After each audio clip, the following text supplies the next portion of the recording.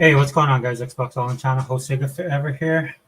I just wanted to do this all in chat with you guys, try and get the pulse of the Xbox community out there. I know it's been kind of a crazy week, um, but there's a lot of stuff going on.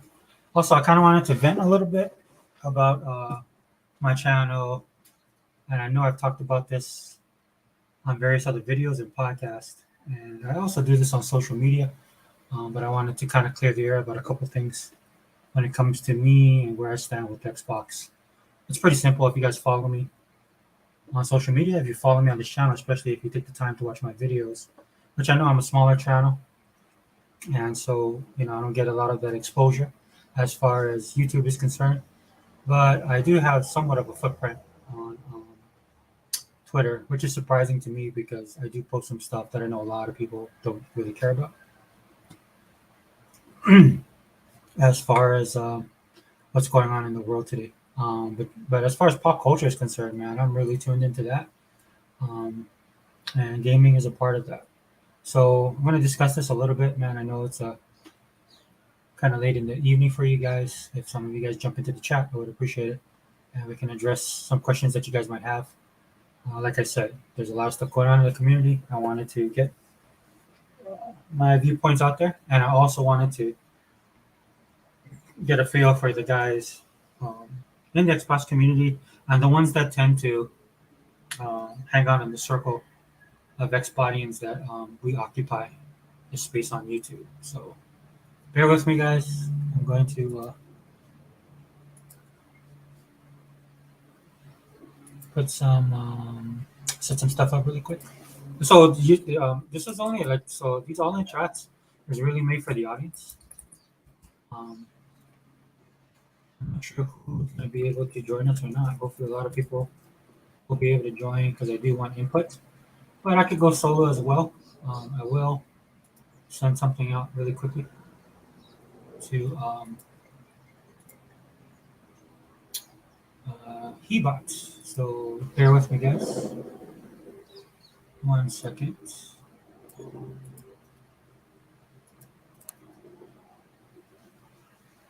fact, I'll probably just do this. And if anybody else jumps in and they wanna join, definitely let me know. Um, but I told Hebot I was sending invites. I'm just gonna send them invites from the jump because a lot of times we end up missing each other. I'll keep my Twitter open for now.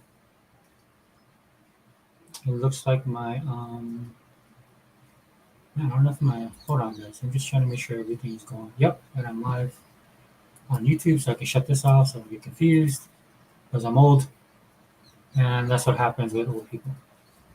I was gonna run this a little bit earlier, but then I saw Unlimited was doing a podcast, and I was listening to it while I was driving home, and then I wrapped it up when I got home because I wanted to really listen to what he was saying about the situation. He was speaking specifically about the games that released and are going out over on the PlayStation side, and I got some thoughts on that because it's interesting to me. This is why I kind of like to sit back and watch everything in the Xbox community. One, because it's entertaining. I'm not gonna lie, guys. Two, just so I can get a feel of stuff, right? Like I talked about in my podcast I did like 2 weeks ago. I gave you guys my opinion on how I stand with all of this. That has not changed at all.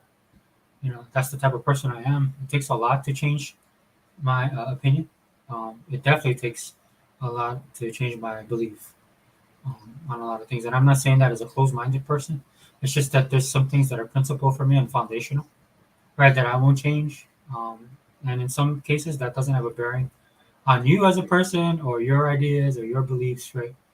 That's why I tend to say the phrase, "We can agree to disagree," and go about our way. Which I think a lot of people in the Xbox community, especially on social media, need to pick up on, right? Because there's a lot of people, and I'll just go in it from here, since I'm talking about it. But as you guys know, Tim Dog is a pretty big voice in the Xbox community, especially on social media. Um, and obviously, a lot of the stuff that's going on with Xbox, he doesn't agree with, right? So much so that it actually changed his whole opinion of the console, of the company, everything. And he's built relationships with people, um, on the business side of Xbox, right? We're on the fan service side of Xbox. So I think a lot of people when they saw, oh, I'll just use myself. When I saw what was happening with Tim Dog, me personally, I understood what he was going through, right? I gave him a lot more credit than I would most other people, just for the simple fact that he's an OG, right? I'll put him up there with me and the crew and her, and I mean that's been in this community. Now there's levels to that, right? As you guys know who I pay my respects to when it comes to video gaming, um, and I mean that in general. Right? And so with Tim Dog, right, I gave him a wide berth, let him vent. But at some point in time, man, I mean, either there's an old saying, man, either you piss or get off the pot, right? And then with this week, man, for me, I was looking at his Twitter account. It went from him venting, and for some of the stuff he was saying, I agreed. I agree with, right? Again, if you guys see my video, you guys know how I stand on this whole situation, right? But this week it was just, at some point, like for me, if I don't like something, I move on. I step off. Right? I'm not saying I'm not going to be involved in it. I'm not going to comment every once in a while. What I would do though is I kind of make my comments have a little bit more common sense. It wouldn't be emotional, is what I'm saying. Right? It would be even if I'm upset or if I got to get something off my chest. Everything I try and do, it's either it's usually principle. Right? As you guys can tell by this channel, about the videos I make. Right? A lot of it is just me venting and talking and speaking on things to the greater Xbox community. When it comes to situations like what's going on right now with Microsoft, Xbox, and porting games over to other systems. Okay. So obviously he's not happy. For me, I mean, I even wrote him. I just copy paste, put his stuff on it. Because I mean, for me, I'm like, dude, look, if you can't get over this, there's nothing that anybody can tell you. And even, in fact, even if everything is revealed in time, because I tend to think, and we'll talk about that as well. I'm tending to think that a lot of the stuff that's going on with Microsoft, there's a rhyme and a reason to it. I'm not saying that you're gonna like all of it. I'm not saying that there's no negative that's gonna come with it. But I have my own opinions and my own thoughts on it. And like I said, I'll talk about that. Expand on what I was talking about on my video I did 2 weeks ago.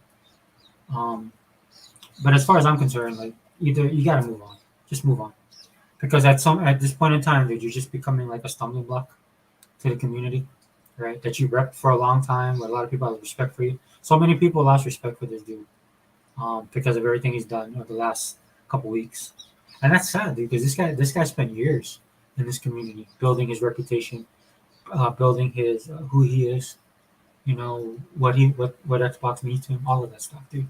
And within a couple weeks, it's all been destroyed. Now, there's nothing personal against Tim Dog, dude. But I will say though that if these guys decide to come back, for me it's just like, okay, if you sold your Xbox, just buy another Xbox, come back in, and then subscribe to Game Pass, and it would be cool. Right? I'm not gonna sit here and gatekeep and ban people from coming in, because for me, and I'll talk about another person in a second too, just to give you guys a better idea of what I mean by all of this kind of stuff. For me, what I'm looking at right now is just the numbers with Microsoft and Xbox and how you can benefit the ecosystem, and in turn, by benefiting the ecosystem, you'll benefit me as an Xbox guy within the ecosystem, right? So if you stepped away, if you lost your mind, you fired off tweets to Phil that you probably shouldn't have, you did all this kind of stuff, dude. As long as you buy your console back, right? Like you sold your console, you got rid of all your games. You know, been there, done that, but it was for different reasons other than hating on Microsoft, right? It was more personal reasons why I got rid of all my games. But with that being said, dude, if you want to come back into the system, or coming back into the ecosystem, open arms for me. Like I said on the previous video, look, we don't have to be friends. We probably won't be. We don't have to play games together. We probably won't.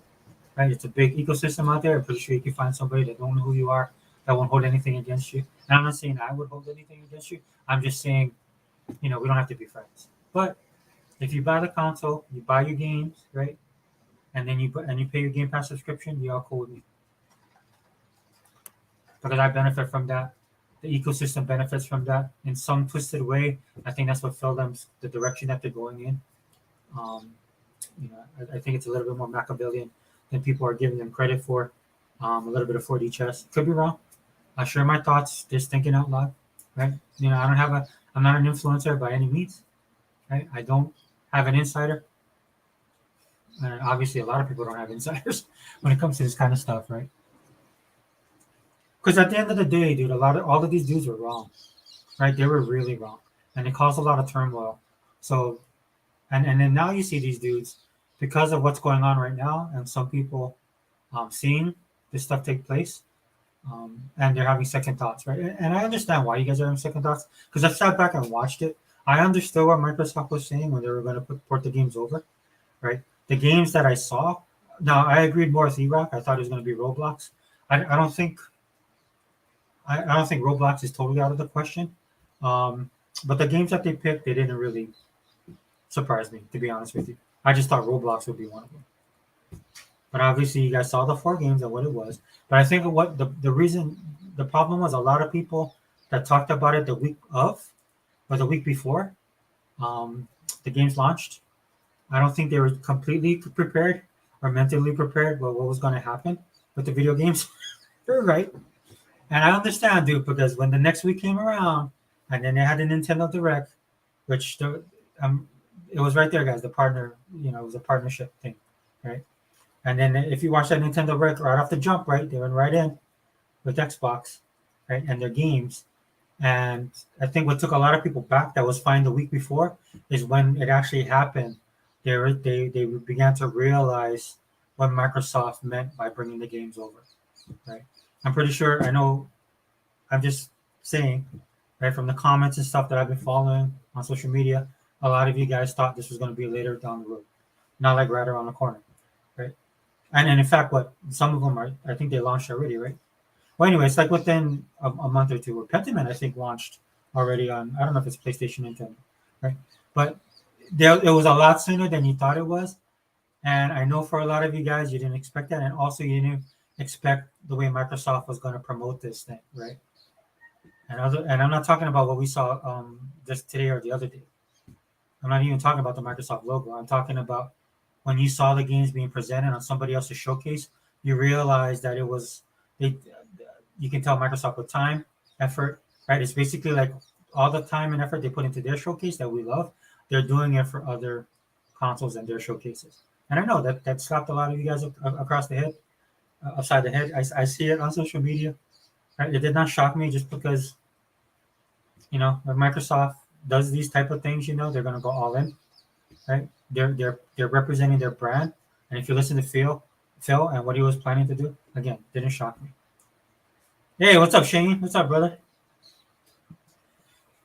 Shane, what's up, brother? Proud, happy Xbox fan here, dude. Yeah, dude, I tell you, man, I follow you on Twitter, man. I love Shane because Shane helps to keep the community in check on Twitter, right? And Shane G is a person that's just straight up.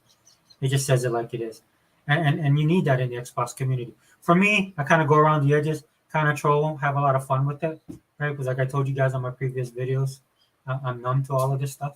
Again, when you've been rocking out with Xbox since its inception and understanding the console, the company, the way they are, where they've been, and where they are now. I mean, it doesn't. A lot of this stuff just rolls off my back. Now, I'm not saying that I'm not looking at stuff or I won't have an opinion on things later. You know what I'm saying? But yeah, dude, I appreciate that, Shane, dude, what you do on Twitter.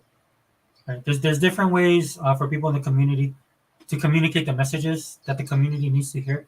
Sometimes you got to be straightforward. Other times, like some of the dudes are entertaining about it. They kind of laugh it off, throw jokes. I meme because I love doing that kind of stuff. I'll repost other people's stuff to give people a better idea of how everybody's feeling in general. Doesn't necessarily mean I support them, which is why I'm doing this podcast. But I think people just want to clarify with some of the people that follow me because it's such a heightened situation on social media right now and YouTube, and to include YouTube when it comes to Xbox and everything that's going on. But yeah, I appreciate you being here, Shane, man. Uh, but like I'm saying, dude, a lot of you guys didn't expect that, and for a lot of people, man, like I'm telling you, man, they just thought it's gonna be later down the road, show a quick clip like they did with Pentiment on the Nintendo Direct. It was in a montage. You didn't expect for the game to be featured like that, right? I get that feeling that a lot of people didn't see that coming, right? So that's why you see a lot of people now on social media. They're changing their mind. They're having second opinions, second thoughts, right? Because it hits a little bit closer to home. As Microsoft putting all their effort in. And I know a lot of people are bothered, man. Even though some of you guys won't admit it, dude. Look, we're gonna talk 100 on this podcast, and I'm gonna be honest, 100% with you guys, man. I know a lot of you guys are bothered, right, by the fact that because the games are coming out so quickly, this means that Microsoft was working on these games prior. You just don't throw this stuff together at the last minute, especially if you're porting it to console like PlayStation or even Switch, for that fact, right? Now, granted, these aren't the biggest games, right? But still, they have to put some time and work into it, right? And with the games coming out so as quick as they are, and they're going full steam, they're rolling with it, right? So I know a lot of people wasn't expecting that to happen, and in turn, right, you guys are now having second thoughts about this whole situation. And I'm not here to judge you guys, right? I have no problem with the dialogue that's going on Twitter right now. I think it's healthy. It's one of the reasons I like the Xbox community, minus all the whining. I don't like that stuff and the entitlement. You can check that at the door. I'll speak on that. That's negative with me, right? And that's just the way I am. Dude. I'm just like, dude, either if you're not going to be Xbox, then bounce. And respect to some of these dudes, man. They did that, right? Some of these dudes, hardcore Xbox, man, they're like, okay, I'm out. All right, respect, dude. But they don't stick around, whine, and cry about it, man. They moved on, which is something I think Microsoft is going to have to look at. I don't see a lot of the negativity that people are seeing when it comes to what's going on.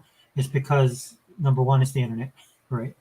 And again, since like Sheen does, this is why I like Sheen's approach on Twitter, man. He'll come down and smack people down. Just a quick little, hey, man, wake up, right? Because what people are doing is they're reading into this stuff. And I always say this on my channel, you gotta learn how to read between the lines.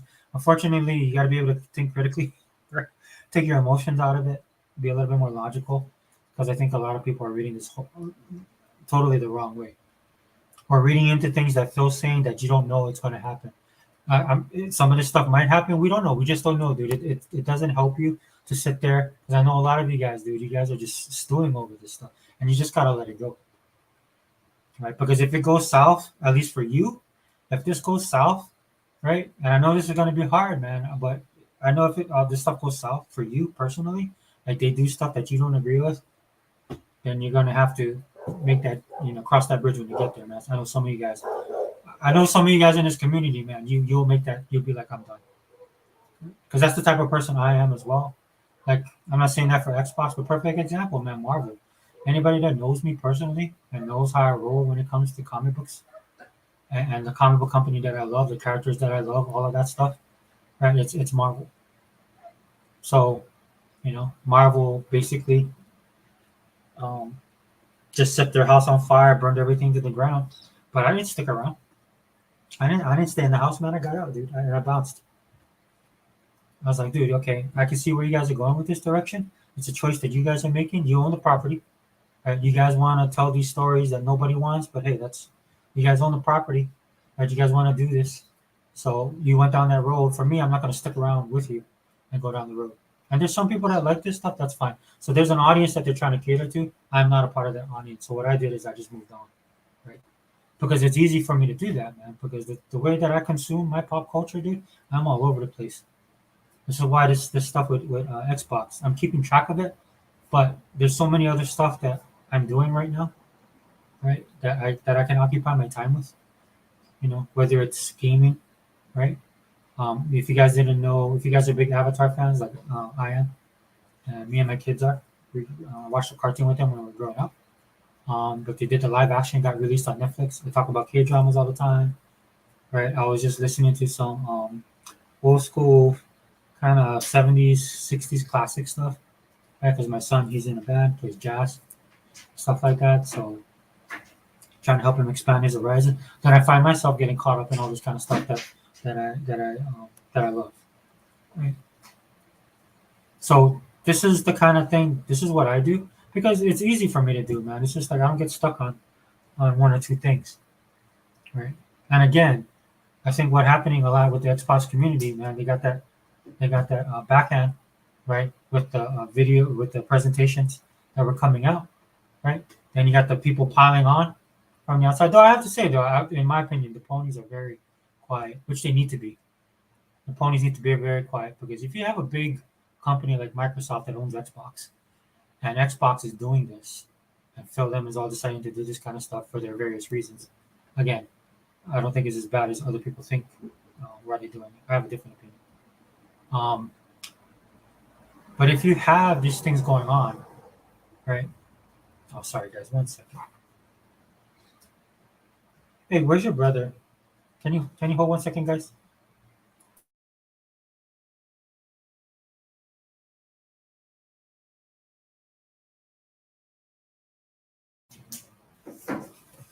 Never fails. Trying to get this video done. This is why it's hard for me to do videos, guys. I gotta take care of something real quick. Grab your brother and tell him to come down. Shoot, where was it? Yeah, so they've been quiet and they should be because, like I said, if Xbox is doing this kind of stuff, and if you're looking at what's happening with Sony and to some effect Nintendo, man. I mean, I know a lot of people put them up there, but this goes beyond just the gaming industry and gaming finances. This is the industry as a whole, and it's going across a lot of different industries, right? Again, I say this all the time. I harp on this, man, because it's one of the main problems that Xbox is having right now. It's the economy, the way that Microsoft built Game Pass, and the way that they're making money off of Game Pass, and the way that they're bringing games in and out and stuff like that. The economy that we have right now, I know a lot of you guys think because of the value of Game Pass that it's good. But that stuff that people are not looking at the value right now. They're not looking at that. They're just looking at the bottom line, and that's what's hurting Xbox and Game Pass. If this was a couple years ago when the economy was thriving, we'd have 50 million subscribers.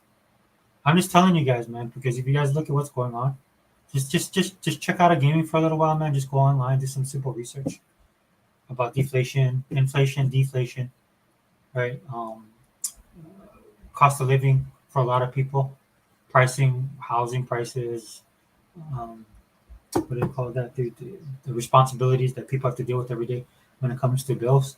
Just do some research on that. Watch a couple videos on YouTube, and you get in a better idea of why the gaming industry. I'm not saying they're struggling, but that's why you hear Phil them always mention stuff like growth. Right? There's a difference between making profit and then growing, and they're looking at both right now, right? That's why you hear about people saying stagnate, everything being stagnant, stagnation. Right? Now, the approach for me with all of this kind of stuff, and I've talked about this ad nauseum on my channel. I have a scorched earth policy when it comes to this kind of stuff, right? Because when they're looking at the industry as a whole and wondering how they grow, one way they can grow, in my opinion, is just destroy Sony and to some extent Nintendo. Did you hold on, guys? I'm sorry, I'm gonna have to mute my mic.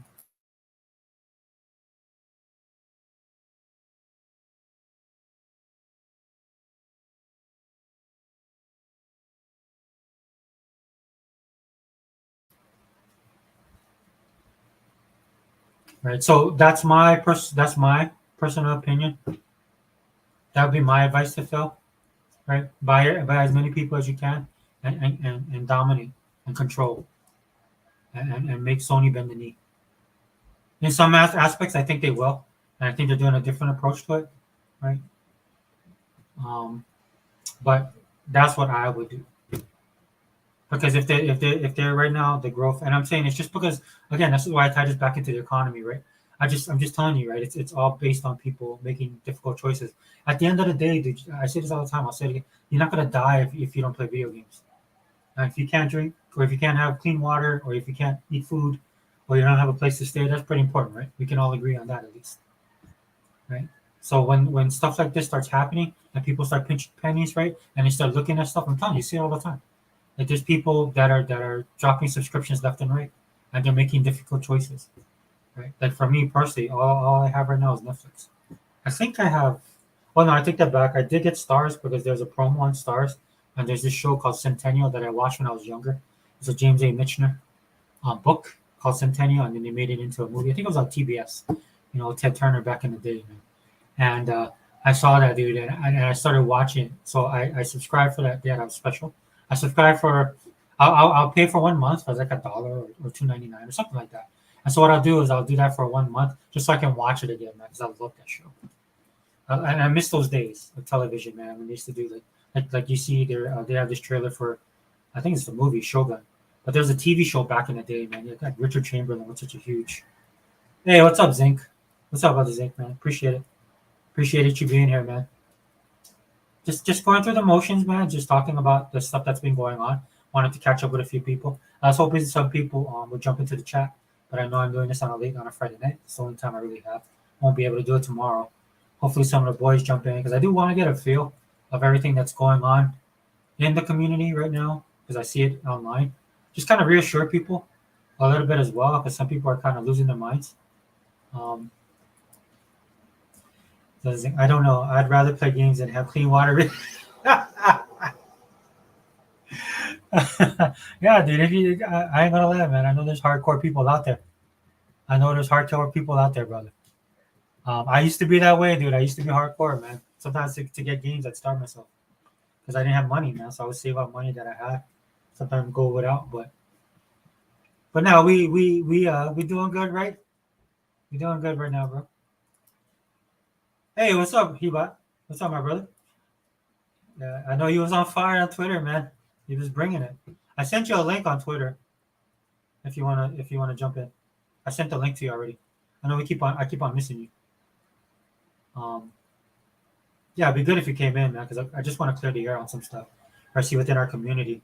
I kind of wanted to do all in chat, or a chat with the um a chat, but then I know a lot of people. I don't, bro. I don't really put this out there like consistently like I should. So, but if you got time, dude, if you want to jump in, please do. Like I said, I sent you the link on Twitter.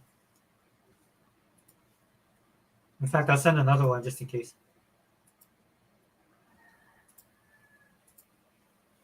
Okay, I sent you another one just in case. If you got time, man. I know you're busy too, but so yeah. So again, guys, keep that stuff in mind. Do some little research. Sometimes, man, for a lot of this stuff, man, if people are gonna get involved, especially do arm yourselves a little bit, with some knowledge about why things are happening the way they are, so that you won't be led astray by a lot of these people. Because there's so many people on social media that talk so much stuff and they don't know what they're talking about. If I'm just being honest, this is why none of this stuff phases me. Like for a perfect example, I don't take the gaming media. I don't take any media seriously, right, because of their bias. But the gaming media, especially, and then a lot of the bigger YouTube channels, definitely not them either, right? Because just do this simple test, guys. Every time something happens or something goes down in the gaming community, gaming news, gaming industry, especially in the Xbox community, I should say. It's just recognize every talking point that they have always is from the viewpoint of Microsoft. It comes from the viewpoint of what what's happening with Microsoft. How does this affect Microsoft? Microsoft going out of business. Microsoft going third party, right? And a lot of the stuff that they talk about it contradicts, right? Right, because when things like say Microsoft, of course, with the AKB deal, right? Microsoft is what, the greedy corporation trying to destroy gaming, trying to buy up the industry, right? They don't have any games, so that's why they're doing this stuff, right? Then on the flip side, right, when they start putting their games onto the console, they're broke, right? They have no money, right? Their games are so trash that they got to put on other systems and stuff like that. So that's what I'm talking about. This is why I can't. It doesn't bother me, right? Like I was talking about Tim Dog earlier. Another dude is like Peter Oval, right? He's another guy that he posts stuff on that, and I'm still on his timeline, dude. It doesn't bother me, you know why? Because I wrote him this too, because he was kind of saying how people are attacking him now, and then he's trying to defend himself by saying that he's not a fanboy, right? That he doesn't believe in the fanboy stuff, right? Even though he was kind of doing that on the Xbox side, right? But I know why he came over to the Xbox side. Did he came over to the Xbox side because he got destroyed on the PlayStation side because he wanted to play Starfield, and they attacked him. They attacked him, dude. They came after him. Then it made him realize that, you know, the pony side, which we all know, is the most toxic side. So at least on the Xbox side, somebody might say something to you or might not agree, but they won't take it to that level like they will on the PlayStation side. So then he found a level of safety, being comfortable, right? But then what he did was he started like going all in on people. Like if you saw some of the stuff that he was posting, dude, he was going not just 100% Xbox. He's went 1,000% Xbox. So a lot of people that is new to this game, when they saw him, that's just why you hear people now, oh man, this other dude flipped. He's like, no, he didn't. He didn't flip. He was never part of it. And so I said to him, I told him, told him straight up. I commented to him, right? Because I still see his stuff. Right? And I told him, oh, don't worry, dude. I don't, not whatever you say, dude. I won't unfollow you. That's probably what I said. This is something I won't unfollow you. It doesn't bother me. Because to me, and I said this straight to him, dude. I'll be honest with anybody. I said because to me, you were never an Xbox guy. So why would I care if you love Xbox now or if you don't love Xbox now? Right? And again, this is why I don't lose my mind every single time because the majority of the people you think are Xbox are not Xbox. They're just not, dude. A lot of these dudes are fresh off the boat, right? They just maybe 3, 4, 5 years ago when things got easier, these dudes jumped in, right? And they're part of the community, man. And then they're sharing their opinions, right? But they wasn't here when it when tough when things were bad, dude. I'm telling you guys, I know I say this all the time, but 2013 was absolutely brutal, dude. If you was in this Xbox community, man, you was bleeding green every single day. But the Zinc Beast Mode, Tim Dog doesn't. Yeah, bro, I know. I put him on blast this week. I'm like, bro, it's one. I respect you, um, just for that time that you put in, but right now, dude, I'm done. Because again, I can't stand whiners, guys. Either you in or you out, man. Blood in, blood out. Bleed green, don't bleed green, man. There's no middle ground for me, right? If you don't like Xbox, step, right? And obviously he doesn't like Xbox anymore, and he says he doesn't want to be part of the community, which is fine, dude. But then you constantly talk about it every single day within the community, right? And I had a little bit of fun with it. I'm not gonna lie, did a little bit of trolling, threw some stuff at him, right? Because some of the stuff he was saying, because when somebody's emotional, man, it's easy to have fun with people that are like that, dude, because they're not thinking straight. They're all up in their feelings, right? This dude, doesn't realize that all the stuff he's saying now, you know, just totally ruined everything that he built over all these years, man. Dude, I'll never be that way. Yeah, true, bro. I don't know. It's like I said, we lost another one. Rest in peace. You know what I'm saying? He about something. My mom was happy to say hi to you yesterday. Oh, that's cool, man. You guys was talking. That's cool. Other thing,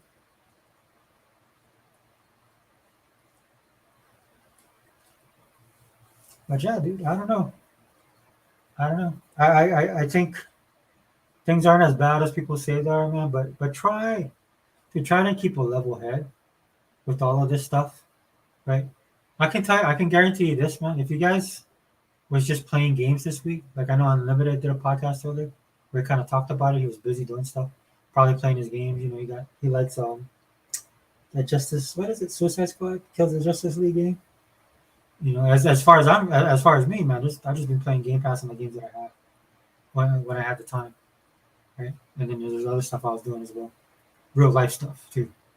So I mean, I'll be on Twitter, I'll pop in and out and stuff like that. But for a lot of you guys, dude, if you guys just played your games, right, and didn't really and stayed off of social media, you'd be fine because nothing's changed at all.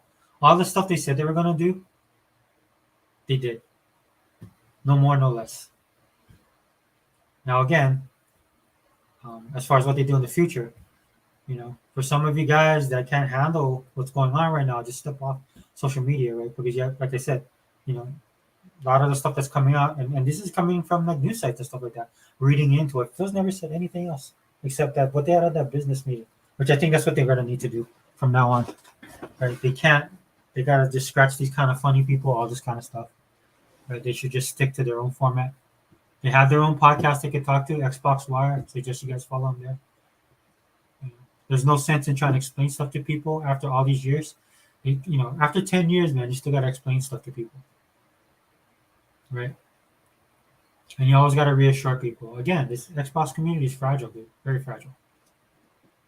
Right. So if you bleed green like I do, man, and you can't stand this stuff, just step off, dude. There's 500 million things you can be doing with your life besides focusing on that. I can tell you one thing: if you're like me and you have Game Pass, there's a ton of games you could be playing.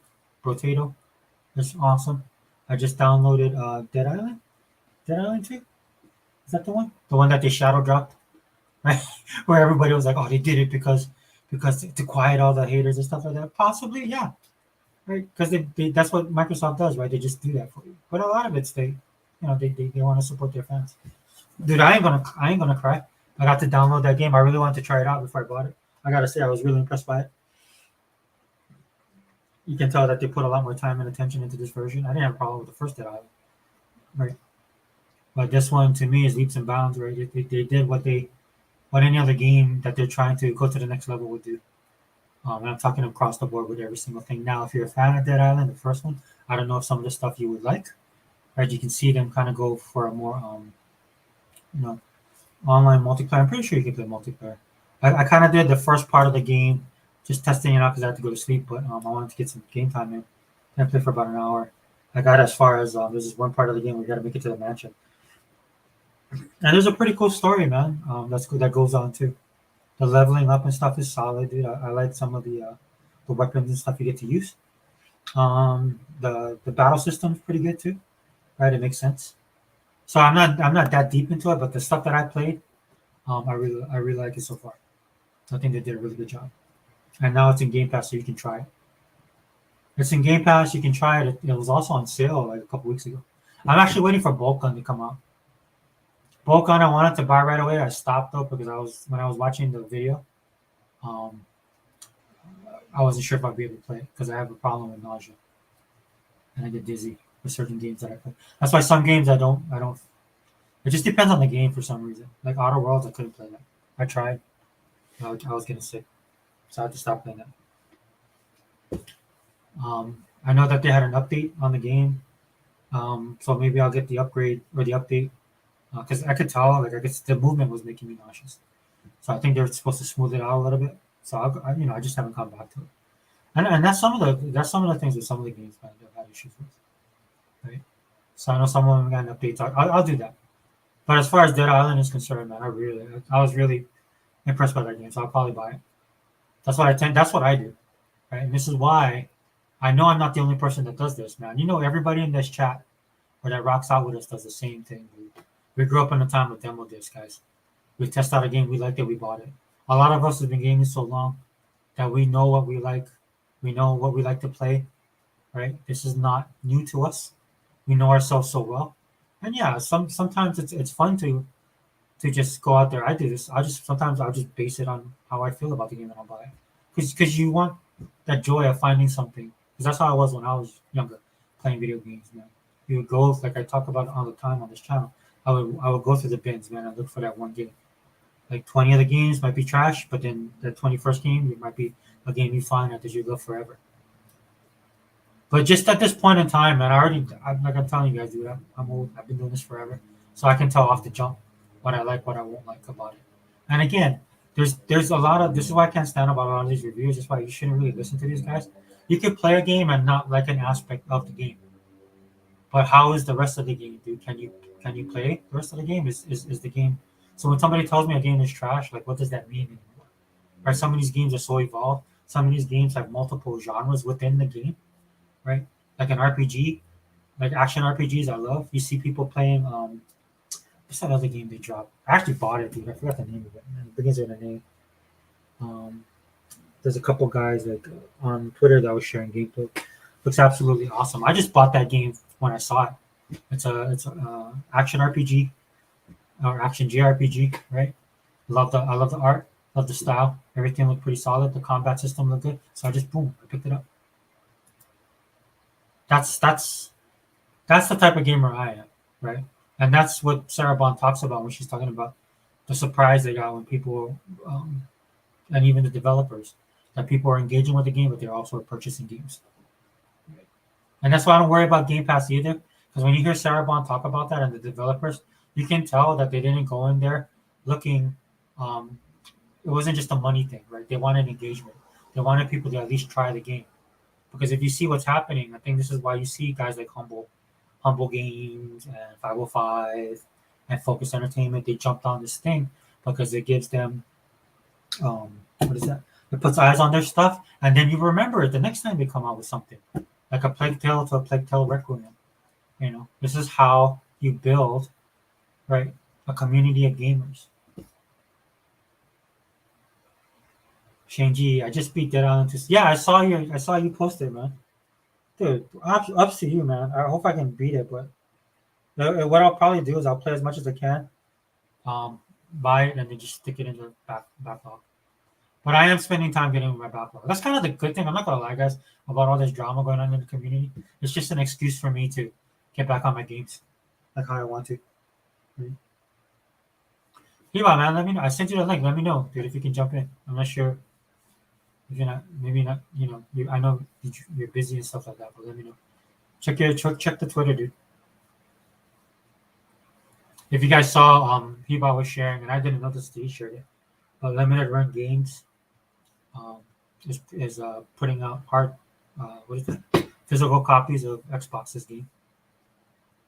Right. Xbox games. I think they're doing well. I definitely because I talked about I tweeted back to Heba for Hi-Fi Rush. Right.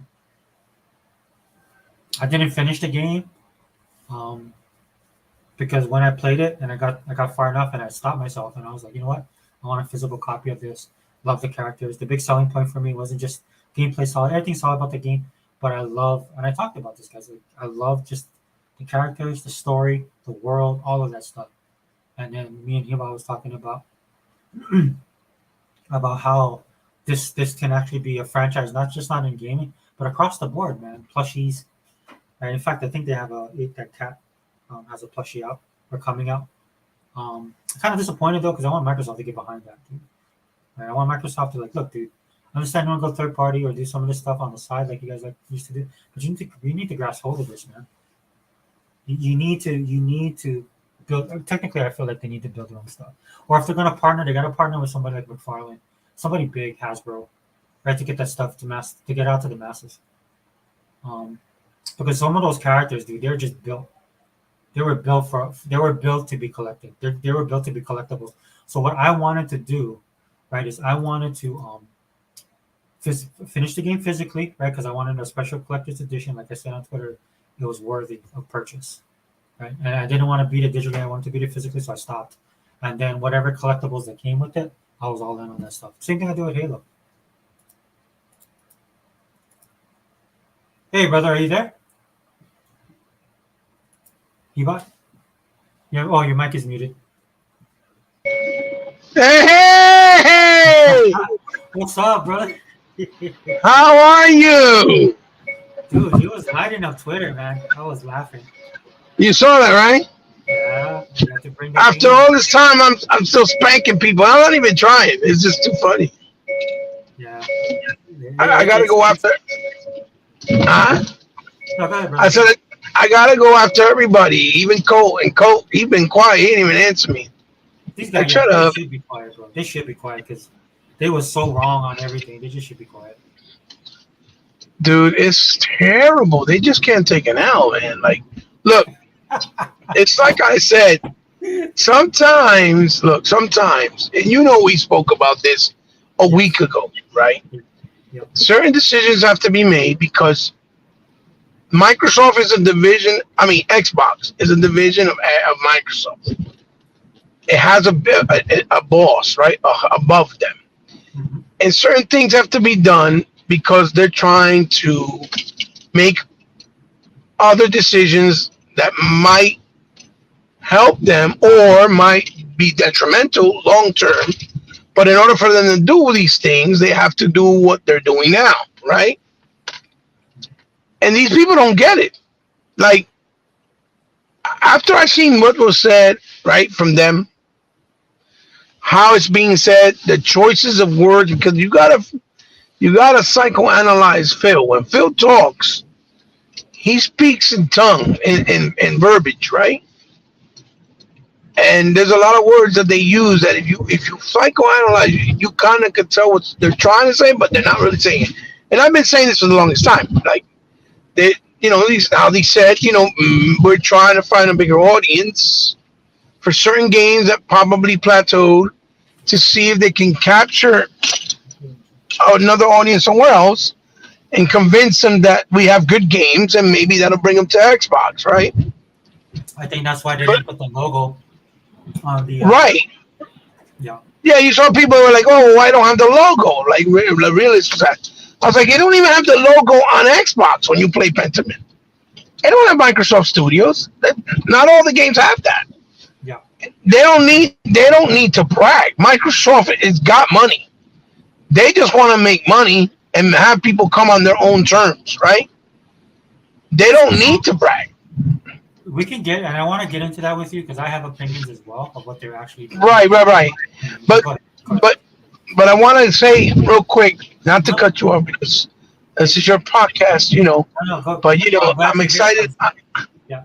Oh yeah, I'm glad to be here too. I'm excited. I'm excited. Plus, I'm driving. Dude, look, I'm doing what I'm always doing. Look, I'm driving. Look.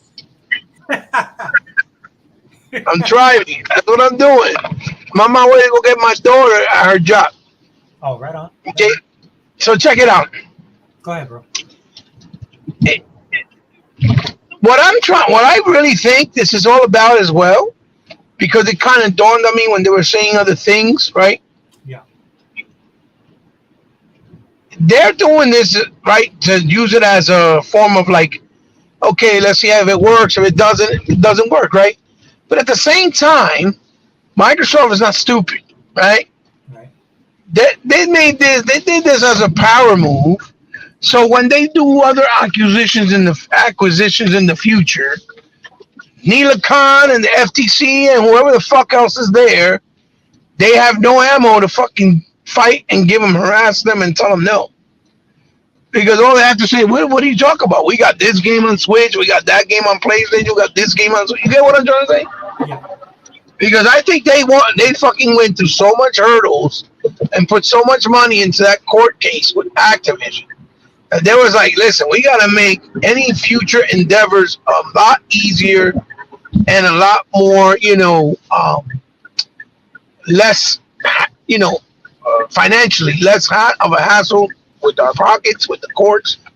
So we got to figure out a way to do that if we're going to keep acquiring studios. Because they said, and they continue to say, we're going to acquire more studios. Right. And they probably, well, what about we put other games that are smaller, right?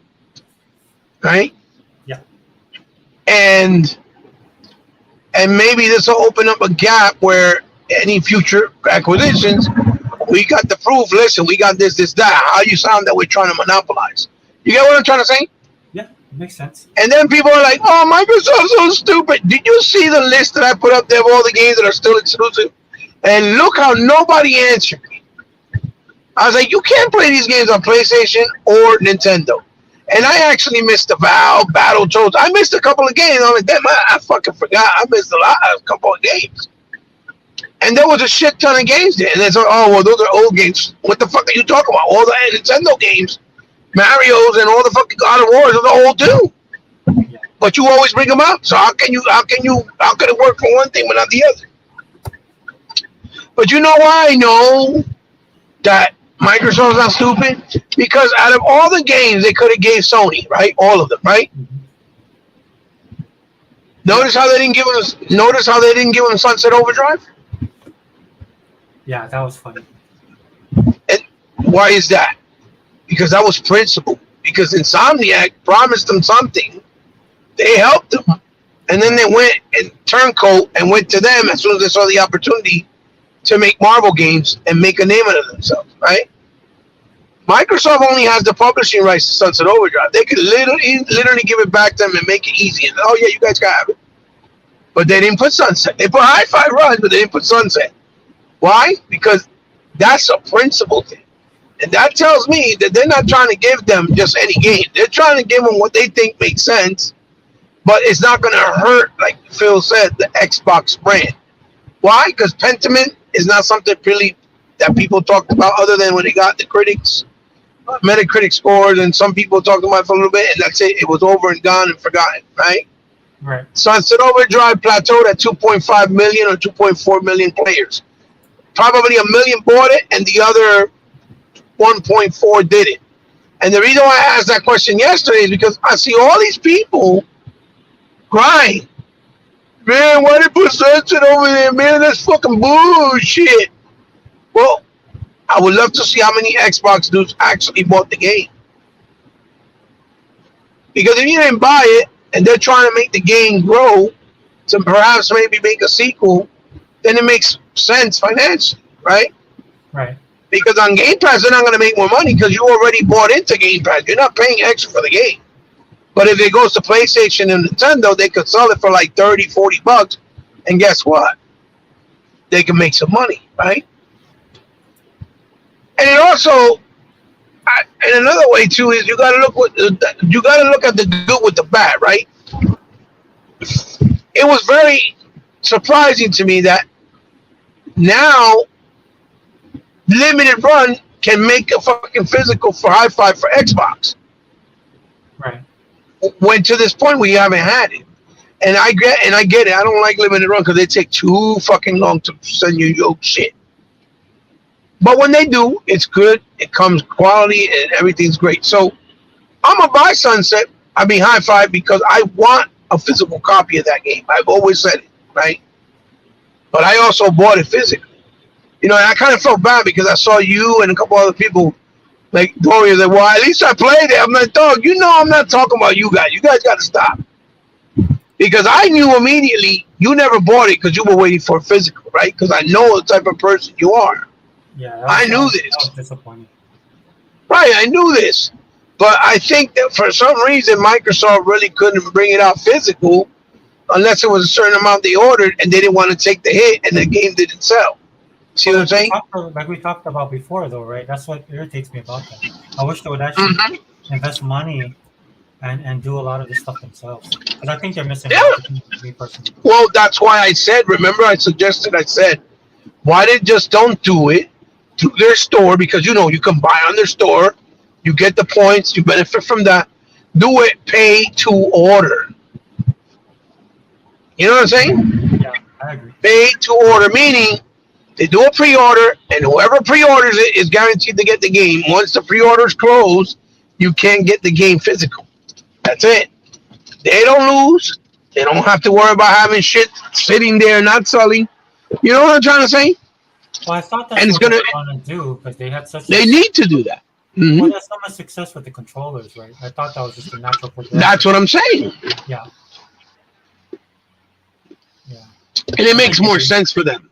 Yeah. It makes more sense because there's no risk in it. You get what I'm saying, my brother? Yeah. So if let's say 4,000 people order it, they just make 4,000.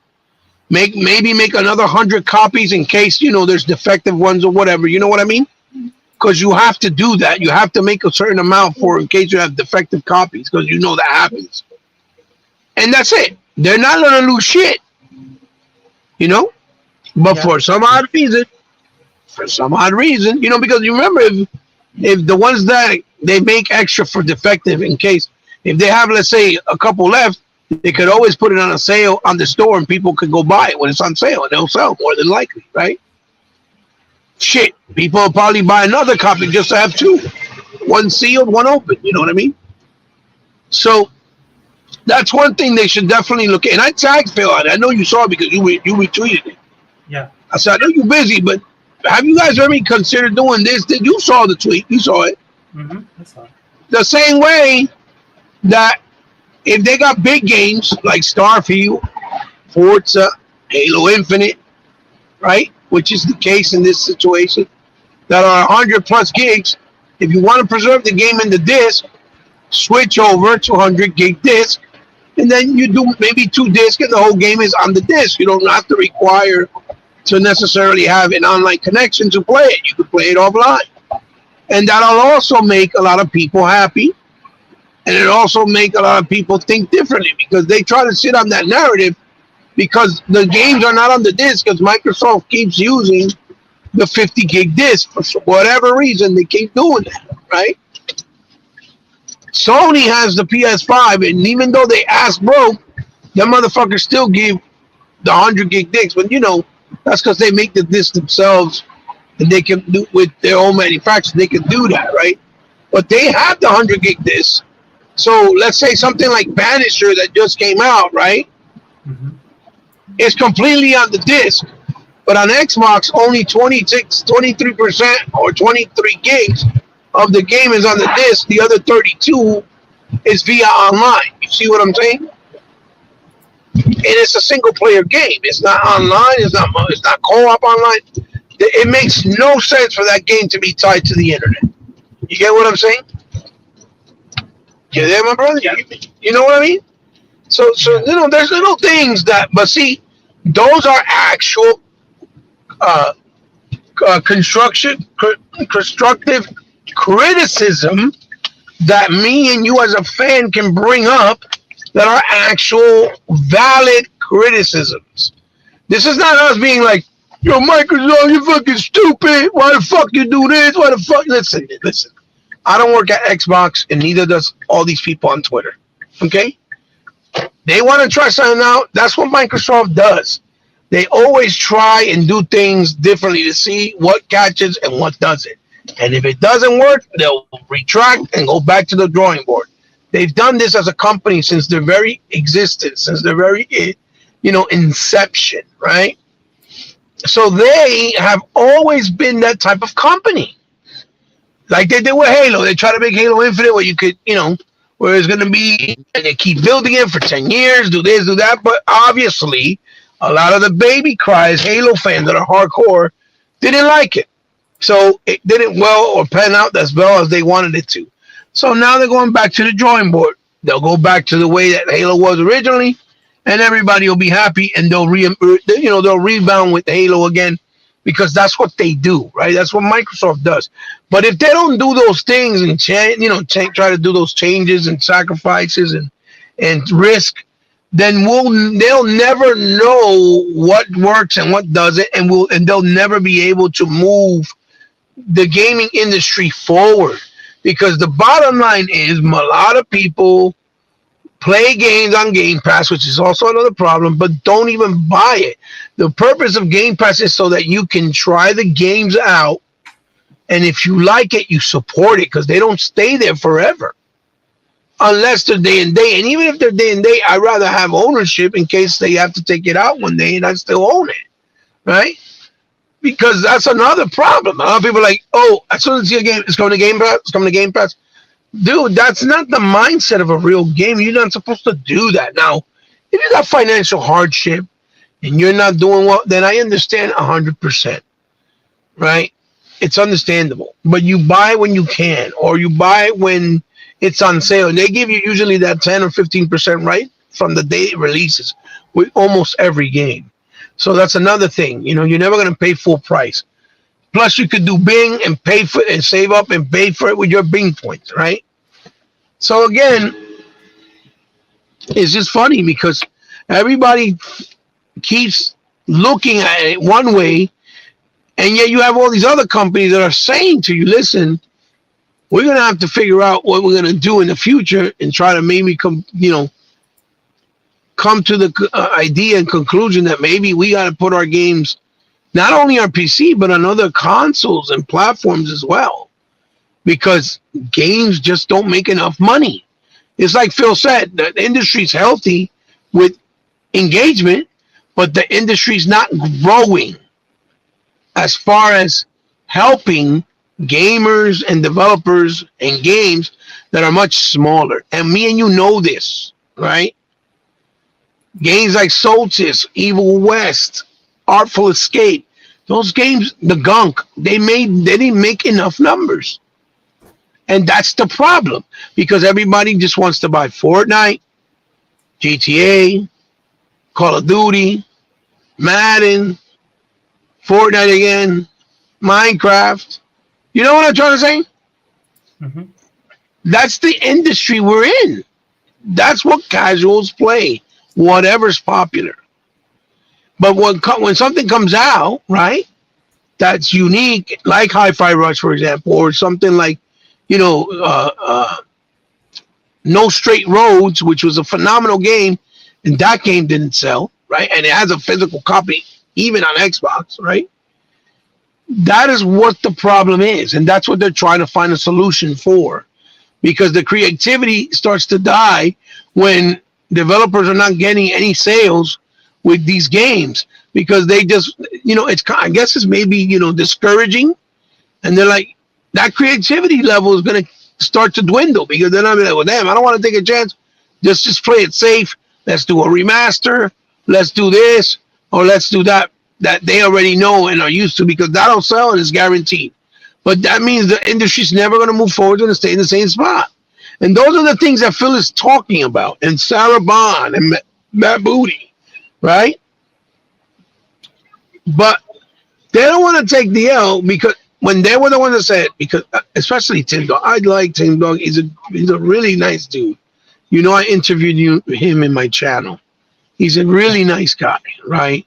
But what happened to Tim is that he got hurt, because Tim said that he was emailed, and he was emailed the night before the announcement that Starfield was going straight to PS4. That wasn't true, right? Yeah.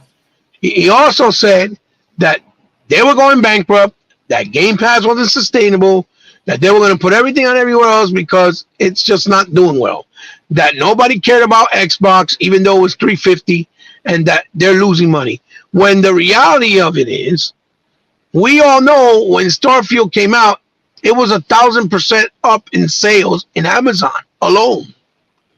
On Walmart, it was sold out. In Target, it was sold out.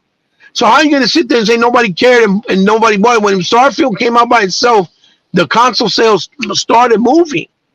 During Black Friday, Microsoft's Xbox was the highest selling console during Black Friday because it was $350. You see what I'm saying? But where did he get he got the email from somebody at Microsoft? That's what he said, or that's what when he went on Boomstick's podcast, I listened to it, and that's what he said. He said, "Oh, I got an email, and everything's good. Yeah, Starfield's definitely coming," and it wasn't true. You see? Why? Yeah, but like, so who was it that sent him that email? Listen. I'm pretty sure he knows people that are friends with him. But remember, even when people work in companies, they hear gossiping and they hear this is probably going on or that's probably going on. You get what I'm trying to say?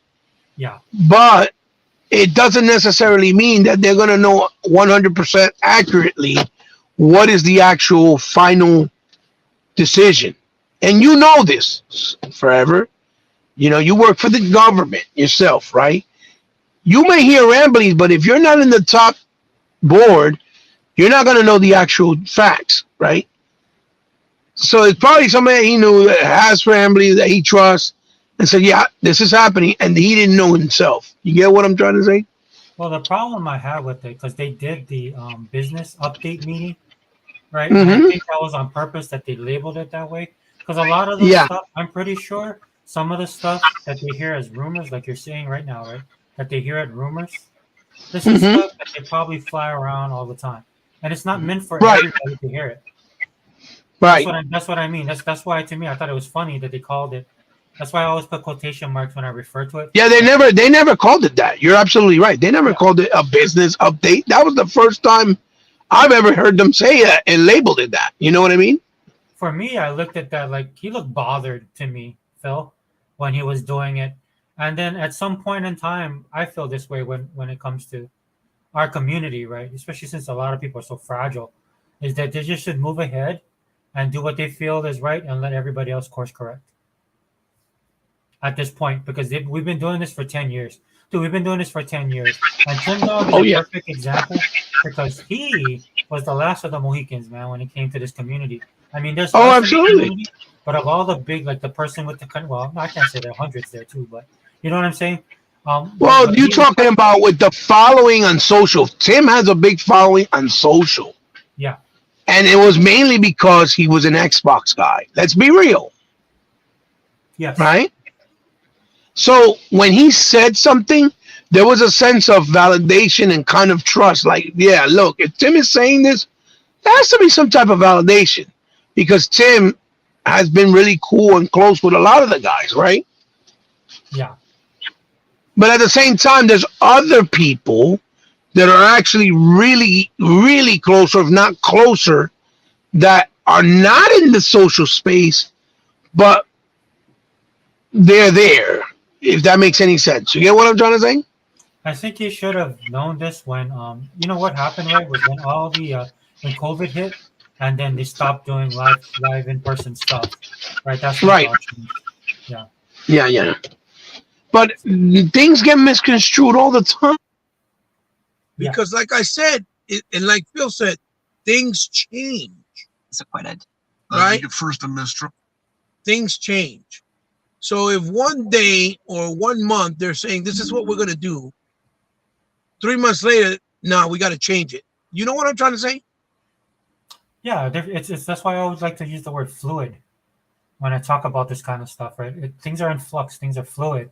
And if you, as a fan of Xbox, that's why I try and tell people this, man. I tell them all the time, look, just follow Phil, play your games, enjoy your ecosystem, live in your ecosystem, and play your games and live in your ecosystem.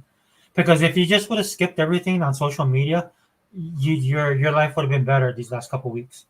Mm-hmm. Because you would, if you're playing your games and if you're enjoying your Xbox, and I'm talking across the board, dude. It's anime month, right? So I bought some animes. I've been watching some movies I bought on there. Picked up a couple games that I'm playing through. Right? If you just do that as an Xbox guy, all of this stuff. Right, if you just do that as an Xbox guy, all of this stuff would have went over your head. Right. I think we're. Right. Yeah, I think it's yeah. echoing. I think it's echoing. It's because I have it on the radio in the car. Oh, okay. Go ahead, talk. No, so that's why. Go ahead, talk, brother. Look, yeah. I have a lot of respect for Tim. Don't get Hello? me wrong. Yeah, I'm here. Can you hear me? Can you hear me? I can hear you. I don't think you can hear me. Hello? Hold on. Yeah. So just really quickly, guys. I have a lot of respect for Tim Dog. Hold on, brother. Yeah, go ahead. I just can't, dude. One thing I can't stand is whining. I just can't stand whining. You know, I've always given that dude a wide berth, man. I have a lot of respect for him. Still do in some senses, man. But if you're just gonna be complaining about stuff, right? And on top of that, dude, he was wrong. Hello? Hello. Yeah, I hear you. You good? Can you hear me? Say it forever. Can you hear me? I can hear you, but I don't know if you can hear me. Hold on, I'm gonna come right back out. Yeah.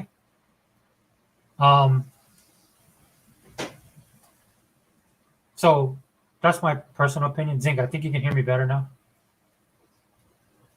Yeah, sorry guys. I know the audio is a little bit off. Just to give you guys some perspective, man. I'm in the middle of the Pacific Ocean, and he bought all the way on the east coast of the U.S. So sometimes we have difficulty.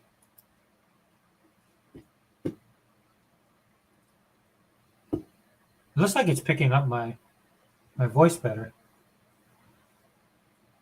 Hopefully you guys can hear me when I first started the show. Please. Can you hear me? Say it forever. I can hear you? Yes. Okay, just give me a second. Yeah. Take your time.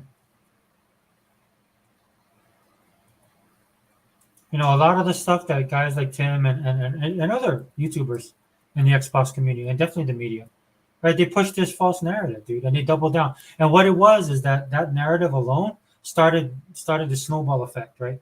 Where it like Sega Man was talking about this as well, where it just didn't stop at like these 4 games. Then it was like, this is when I knew it was getting ridiculous, because they're saying Halo and Gears of War and basically every single Xbox game is coming, right? Because you have technically 3. You have the pony bots, right? And then you have the ponies themselves, and then you have the gaming media, and they were just running wild with this stuff.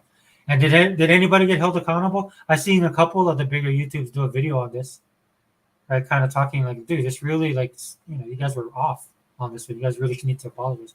But nobody will ever apologize. This is why, guys, when I talk about scorched earth with Xbox, again, I have my viewpoint of what I think Phil Dem's doing, just thinking out loud. But for me, dude, I just want them to end everything. Because they can, if they wanted to, dude, they could just wrangle up this entire gaming industry. They need to. They need to do it because they're the only ones that are doing anything progressive within the gaming community. In the true sense of the word, I use progressive, for those of you guys who are politically charged. In the true sense of the word, right? Because they're the only ones that do stuff organically, that build stuff from the ground up, right? That spend the money, the time, and the energy to bring the variety, right? To bring the smaller games, the indie games, the single A, double A, triple A. They got everything going on. So that's why they should lead the industry moving forward. Not Sony, definitely not Nintendo. Dude, I have a bone to pick with some of you Nintendo guys, man, because you guys been lipping off I don't know what got into you guys lately. Maybe somebody, having like maybe some of you guys sound like you got liquid courage. Not a majority. Majority of Nintendo guys stay in their lane, right? But if you're gonna put in on this, right? And I know the difference between a pony that has a Switch and an actual person that has a Switch. I know you guys feel some kind of way about Power Roll. Look, that's not my problem, right? If you guys have a problem with Pokemon, right, then go talk to the guys who make Pokemon. But I can tell you this, I know this much, that when they try and make changes on the game, you guys don't like that either. So I don't know what you guys are gonna do. Right? Because people on the Xbox Power World fits the mode on Xbox because it's not like a Pokemon game. It's not. There's elements of Pokemon in there, but there's a lot more stuff that people on Xbox that play different types of games like. It's just that there's the veneer of that. And of course you have people that play Pokemon that will like it as well, but not everybody does. Actually, not even factoring the people that play on PC. They're a whole other breed of gamer. Right? And that's why I don't even mess with that. That's why I wanted to do the thing with Dea, right? Talking about the PC community. Yeah. Because she has an inside track on what it is to be a PC gamer. Right. So you talking about Dea, right? Yeah. So what I'll try and do is I'll try and do a one-on-one with her so that you guys can get a little bit of an inside thing. But I don't mess with PC guys, dude. I don't really care. Right. But some of you right. But look, the whole thing with Power World, they were trying to make it fun, they were trying to say like it was bullshit. Like the numbers on Xbox are not real. Like you can't make that up. That's all based on data. You got 10 million people playing on Xbox and 25 on Steam. And the reason why it's higher on PC because that's the type of game that PC gamers love to stream. That's it. See what I'm saying? For me, like letting these people know this from the jump, man. If you guys are gonna do that, you're constantly gonna be taking an L, right? Because it looked like the next hotness is what Helldive. What is the name of this game? Helldivers. Listen, Helldiver 2 is not the new hotness. Okay, Helldiver 2 is done by the guys that they did a game called Ex Machina. They did a game called Matter Falls. Fantastic smaller games, right? Mm-hmm. No one bought them. Nobody paid attention to them, right? Now they do a game that's a little bit bigger budget, and they're trying to clout base it because, well, number one, it's the only game Sony has from first party coming out this year, right? Right. The game doesn't even have a story mode. It's just straight up like Hordes. And then they try to compare it to like Starship Troopers. I said, no, the game's more like EDF. Okay? And EDF been out since the 360, right? And so they're just touting it because they already said we have no games until 2025 that are first party. Yeah. So they're not going to drown the game. That's why you see them with the shit with Final Fantasy, how everybody's giving it a perfect score because they know Microsoft got like 10 games coming out this year. And they're not going to give a Microsoft game of the year. All of this, you just pay attention and you're going to see what the hell the whole narrative is. They're making sure that they cement the game of the year, which will be Final Fantasy Rebirth, the second chapter, or whatever the fuck it's called, episode 2. Because Microsoft has, like I said, 10 games coming out this year. And one of them includes Indiana Jones and Hellblade 2, which are heavy hitters, right? And they want to make sure that none of those games get the top spot. Because no matter what, as long as Jeff Keighley runs that stupid show, right, even though we can rely for the new, reveals and shit on the show, but as long as his committee are ponies, PC-centric people, Nintendo fucking weirdos, no Xbox game is ever going to win, no matter what. And the Xbox game could be 20 times million better than all the other shit they categorize in the nominations. These are just the facts. People may not want to hear it. Metacritic is broken because the people that are giving the Metacritic scores are the same people that have their own site hating Xbox games all the time. We talk about websites like Giant Bomb, Kotaku, Game Report, PlayStation Europe, Push Square Circle. Just go look at the people that do the Metacritic score. It's the same people that suck Sony cock and Nintendo cock. Those motherfuckers are not going to change. The change will come when there are new guards coming in that actually play other stuff that are not attached emotionally to Nintendo and PlayStation because they grew up with it. These dudes don't understand that you're supposed to give laurels, respect, and credit to all games on all consoles and platforms because the game is good, the game is good. Bottom line, there's no ifs, ands, or buts. You see what I'm saying, brother? Yeah. So all of this is by what you call it, by design. I'm telling you right now, the game of the year is going to be Final Fantasy because they don't want an Xbox game to win. I'm telling you, mark my word. You know what I say, sir? 95% of the time it comes out the way I tell you. You know it, right? So I'm saying it here now, and I'm telling you, that's exactly what it is. That's why they're trying to make a big deal about Xbox. You didn't see how they're trying to say, oh, that is great that Xbox is sharing their games because the console or the ecosystem is dying or whatever. Trying to say like the console don't sell, whatever the case. But yet, they're praising Sony for locking down Final Fantasy by paying for exclusivity and not sharing a game that doesn't belong to them. They don't own it. The difference is Microsoft owns those games, the IPs, and the developers. Sony doesn't own Square Enix or Final Fantasy, the IP. And yet, they're praising them for locking it down and then praising Microsoft for sharing games. Does that make any fucking sense? It does not, because they want ultimately the end game is they want Microsoft to die, and that's not going to happen. Microsoft is not Sega. You've said this tons and tons of times. Microsoft got deep pockets. They got enough money to buy Take-Two. They got enough money to buy Konami, enough money to buy Ubisoft, enough money to buy Nintendo, enough money to buy Sony, enough money to buy fucking EA, and still have money left over. You get what I'm trying to say? Yeah. They just got deep pockets. So they're going to try to do whatever they can to slander the fucking goddamn brand, no matter what. And when those motherfuckers come out, oh, yeah, I'm just trying to criticize it because I want what's best for Xbox. No, the fuck you don't. If you wanted what's best for Xbox, you would never throw them under the bus. You would go down with the sinking ship. That's what real hardcore fans do. Look at football fans. So that means your team sucks for 30 years and you're going to stop being a fan, and then when they finally do good, then you're a fan again? That's not how that works. Real fandom doesn't work that way. And we're fans of Xbox for numerous amounts of things. One, because they feel like an extension to Sega, right? Yeah. Because of them, Sega was able to bring out some big titles that they've had through the years that otherwise would have never happened, right? Number two, because they're the most consumer-friendly company there is in gaming. And number three, they're the only company that's actually evolving and moving gaming forward. No one else is doing it. No one else. VR, that's old shit. VR was being done in the Genesis era. That's how old VR is, okay? Motherfuckers may not know that, but it's a fact. Fuck, Nintendo tried it with that fucking stupid VR shit they used to have, remember? Yeah, I remember that too.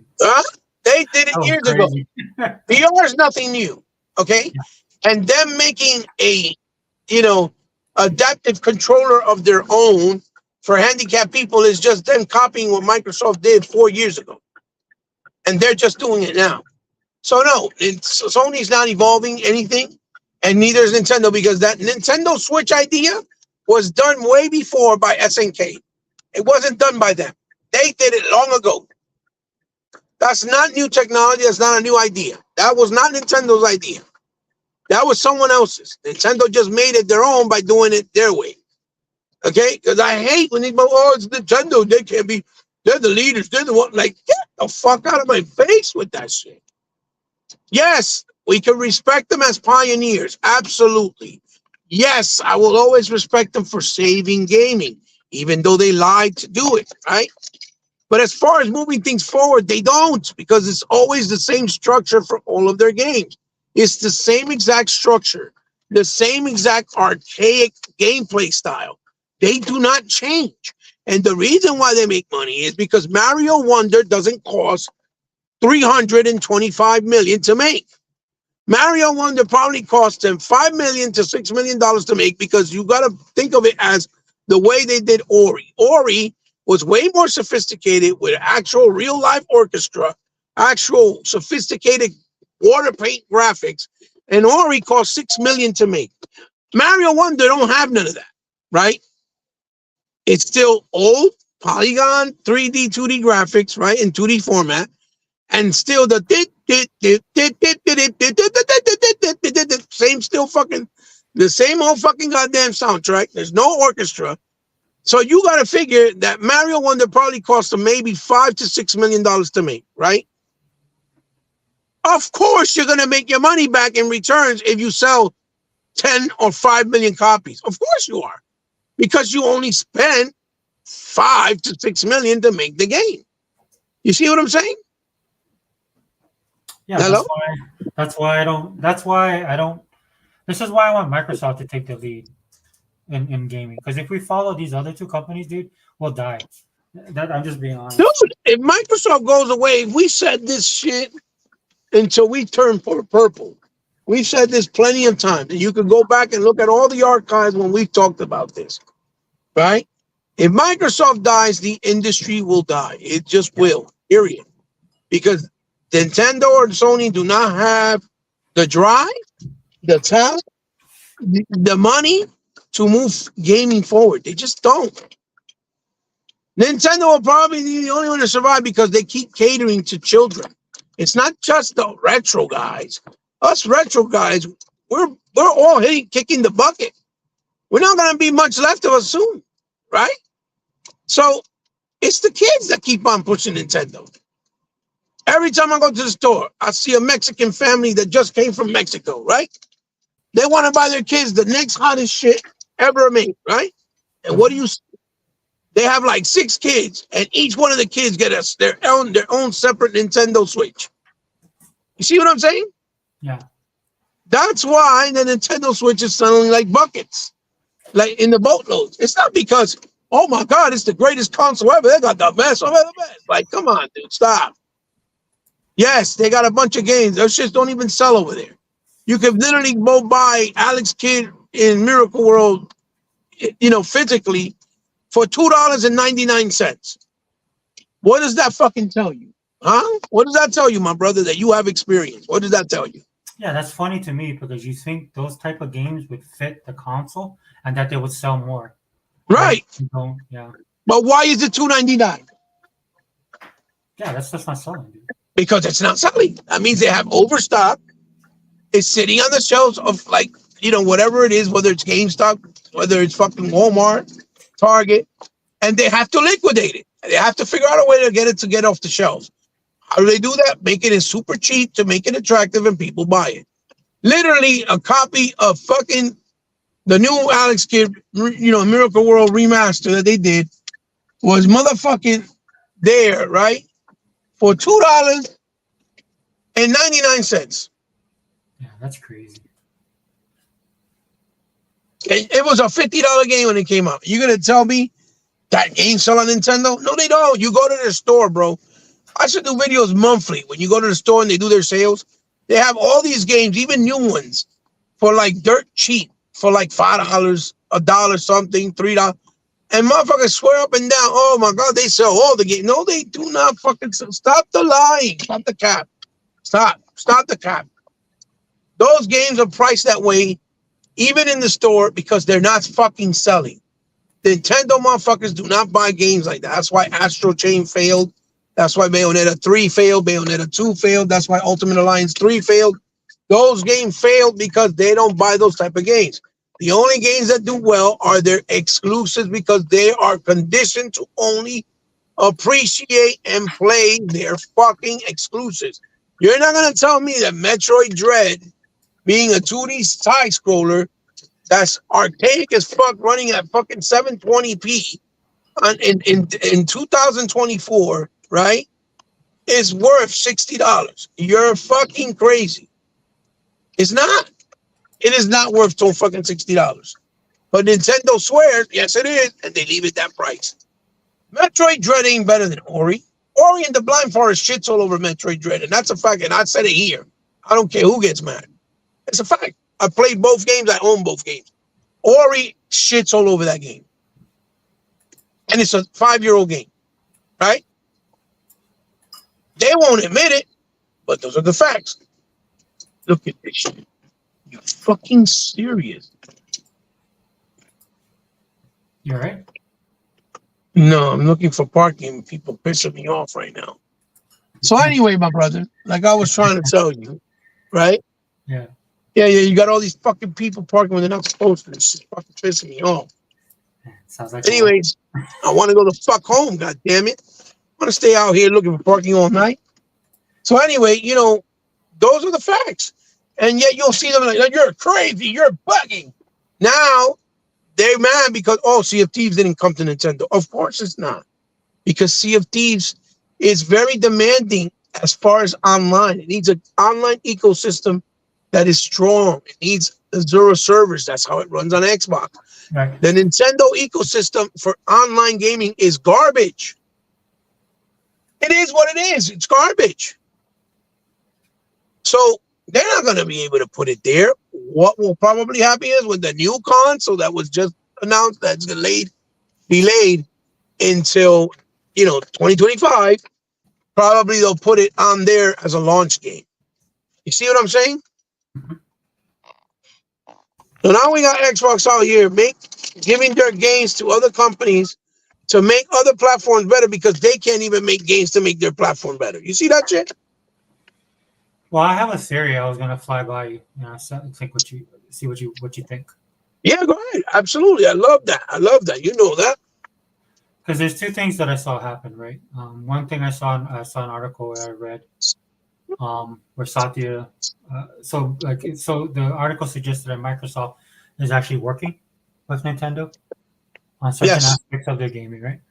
Then, right. Of course, we saw the news drop from the interim CEO at Sony PlayStation, right? And Right. he's talking about the money. So normally, when these companies, especially Japanese companies, bring in somebody like that, right? It's serious, right? And well, and also real quick, yeah, go ahead. when companies are all saying kind of the same messaging in their own way, Yes, something's going on as well. Well, that's what I'm talking about, right? So the stuff that Phil came out with, this is why I was trying to tell people earlier, you should never listen to these guys, right? Because the problem, the reason why I don't listen to anybody, and I'm talking like ponybots, big. Media, haters, whatever the case may be. Right. A gaming media, all of that stuff, right? The reason I don't listen for it, because if you listen to them, it's always from the Microsoft perspective. From the Microsoft standpoint, yes. Like nobody else is talking about it. Right. Yeah. So in fact, that to me, it was really telling because Sony came out, dropped their news. Nobody focused on that at all, right? And that was huge. So my theory is what's happening is Microsoft and Phil, because I like I said, guys, when it comes to Phil, I watch what he does as opposed to what people say he's saying. Right? Well, brother, you kind of cut off, and I didn't hear you. I need to. No worries. So when it comes to Phil, I look at what he does as opposed to what is being said. Like if you like Hebot was alluding to earlier, when he says stuff, he talks around things, so a lot of people don't like that, right? But that's just the reality of it is because again, just to remind you guys, Microsoft is a $3 trillion company. Like I said before on this podcast, right? When they make mistakes, right? Like a decimal point is out of place, that could be hundreds of thousands of dollars, that could be millions of dollars, that could be billions of dollars. Again, just to refresh your memory, right? When this big news happens, where Microsoft is acquiring anything that Microsoft does, you won't see it on the gaming channels. They'll get the news from the mainstream media, but Phil always goes to the financial channels, to the big news channels, right? Because it's Microsoft, and he's been doing that for a while. And I would assume that I figured that people would pick up on this kind of stuff. So when I'm on Twitter and I'm talking about things, and people think I'm being flippant, it's not so much I'm being flippant. I mean, I am being flippant in a way, but it's not to be irritating. It's just because I've seen this one too many times, and like I said, I never listened to the gaming media because, like I said, it's almost, and I'll just be political. Sorry if you guys don't like this, but it's almost like TDS, right?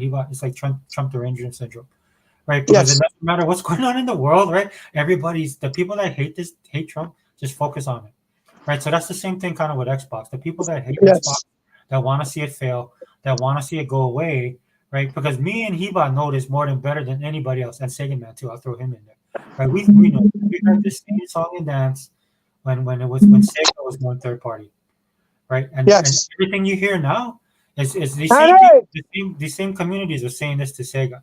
Oh, it'll be better for you. You don't have to worry about the hardware. You can Yeah, focus yeah, yeah. on the software. All the gaming. Remember, all the gaming publications are saying that this is going to be better for the industry, better for you. Oh, they're going to be a powerhouse. They're going to be the biggest publisher, and nobody bought their games. Yeah, yeah, yeah. Yeah.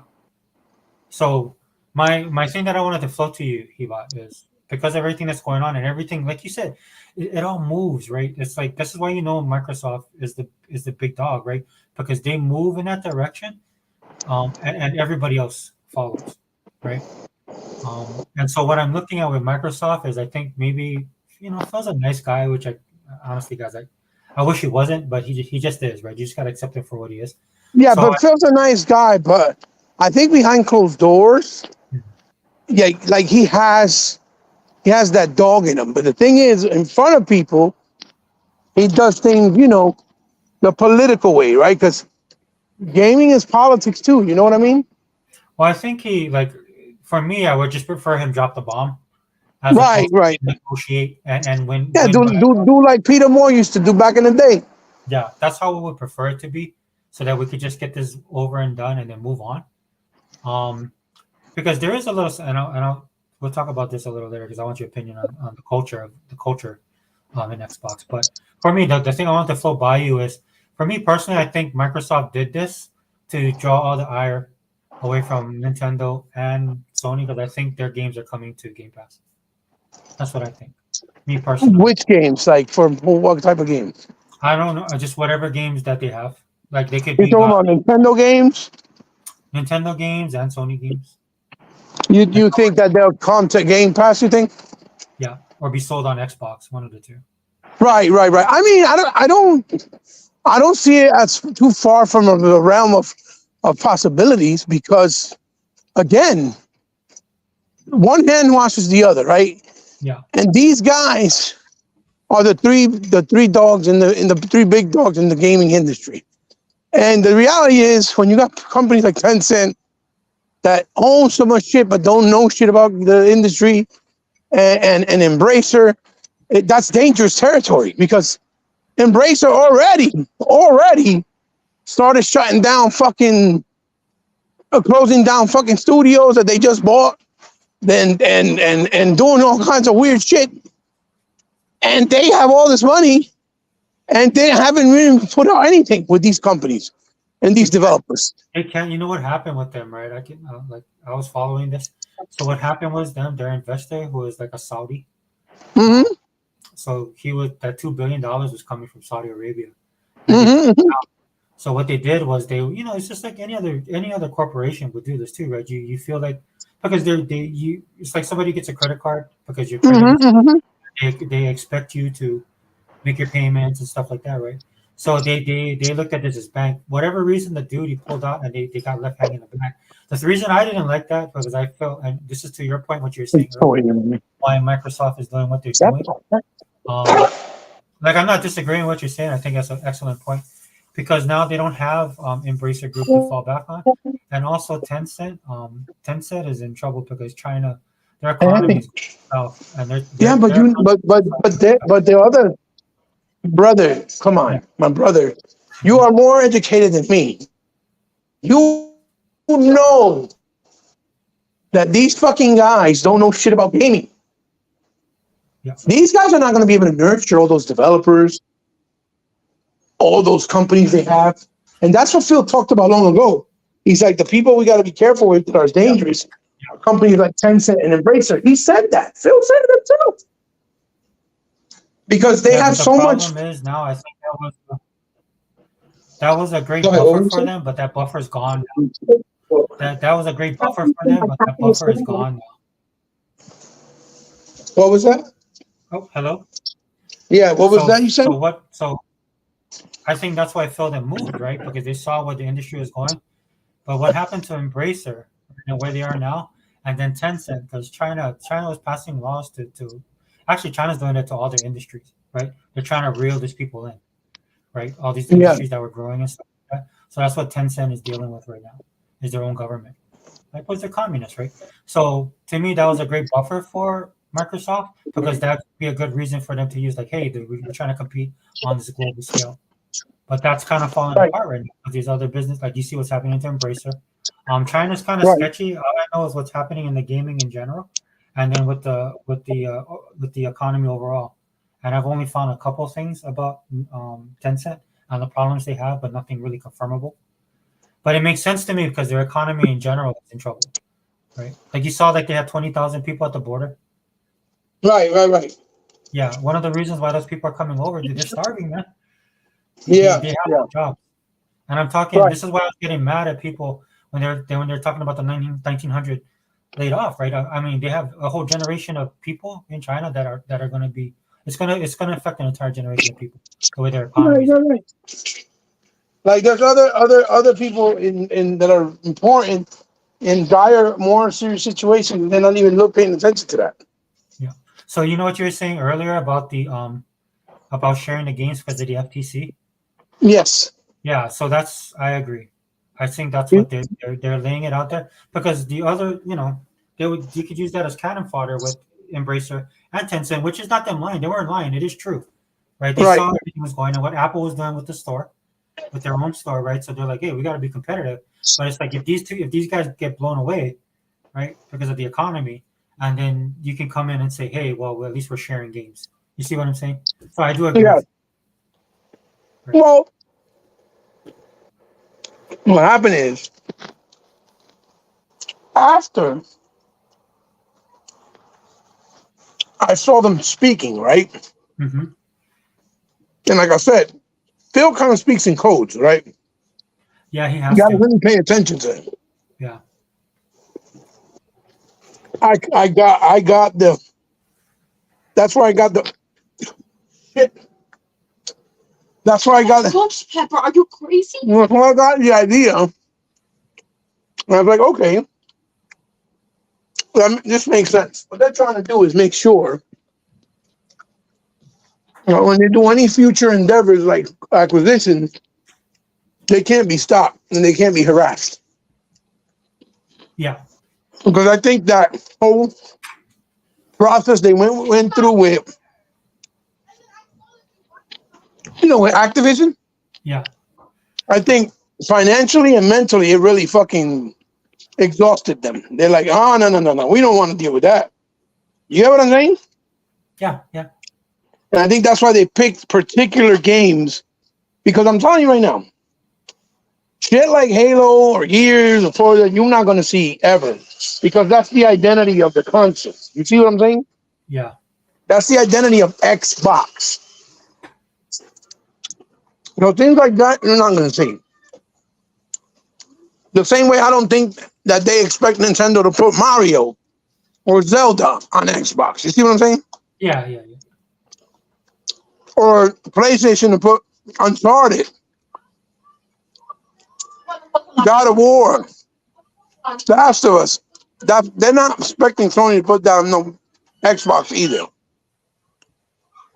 which is fine. But that still will give. I'll be honest with you. I don't care, because this is the problem I have, right? When people say stuff like, I don't care, dude. If I wanted to play those games, I'd own the systems. Yeah, you own the system. That's what I'm saying. I think Microsoft knows this. Right. They know this. It's like, look, if they want to play this, they'll buy the system. They're not going to care, because Starfield proved it. Right. Starfield proved it. When you got sales going up 1,000% on Amazon, it sold out pretty much everywhere. For one game that everybody was anticipating, that tells you there's hunger based on games. But it's not every game. The reality is that it's not every game that's going to have that kind of reaction. You get what I'm saying? Yeah. Or that kind of response. So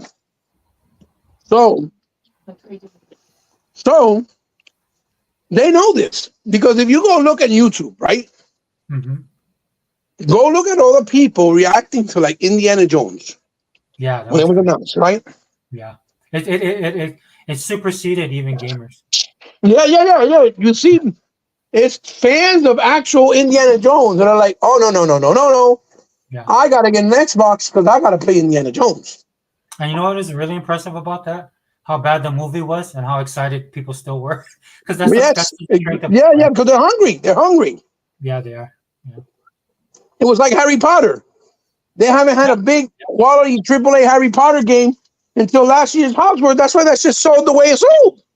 Yeah, there's people still playing it too. Yeah, it's the hunger because people know what they like. Yeah. And they have attachments to a lot of these IPs. So it makes sense. Now you think Microsoft, right? Seeing how all these people are reacting to Xbox, to Indiana Jones, because you know that Microsoft has people that look at that stuff on YouTube. You think they see people saying flat out, oh, I'm going to get an Xbox for Indiana Jones. They're going to go and put it on PlayStation? They're not going to do that. They're not going to do that. Mm-hmm. And that's why they were very specific. You know, the girl that interviewed them, because she's part of Xbox. That was all deliberate. Those were all questions that they. Oh yeah. So this is what you're going to ask us. Oh, And she emphasized that. I'm glad they did that too. I think they should do it like that from now on. They need to give up going on all these like kind of funny and all these people. Yeah. Or IGN or all them dummies, right? Yeah. Because even though they'll give them an answer, they'll go and skew it around again. Yeah. Well, you know, it's like the people that been saying, well, they still said that it's not that they won't ever consider bringing other games like Starfield, when he absolutely said clear as day, no, Starfield and Indiana Jones are not coming to PlayStation or Nintendo. No. Yeah, dude. He said it directly, and like you said, and you could tell that he was angry and annoyed in his face. That's the first time, I'll be honest with you, bro. That's the first time I saw Phil he looked detested, and he was like you know what it is? It's just like, to me, when I looked at that, I was like, bro, he's not happy, dude. It's kind of like, you know, I've been doing this for so long. So they're taking the fun away from his position. Yeah. He took the position because he loves gaming, and it's become a nightmare. Yeah. That's basically it. It's been a whole nightmare for him. Yeah. That man has had to deal with so much bullshit since 2013 with the Xbox One that is ridiculous. It is ridiculous. He almost looked like he's almost to the point where he's going to just snap and be another Don Matrix or Peter Moore and like say, fuck it. That's almost how he looks like. Dead ass.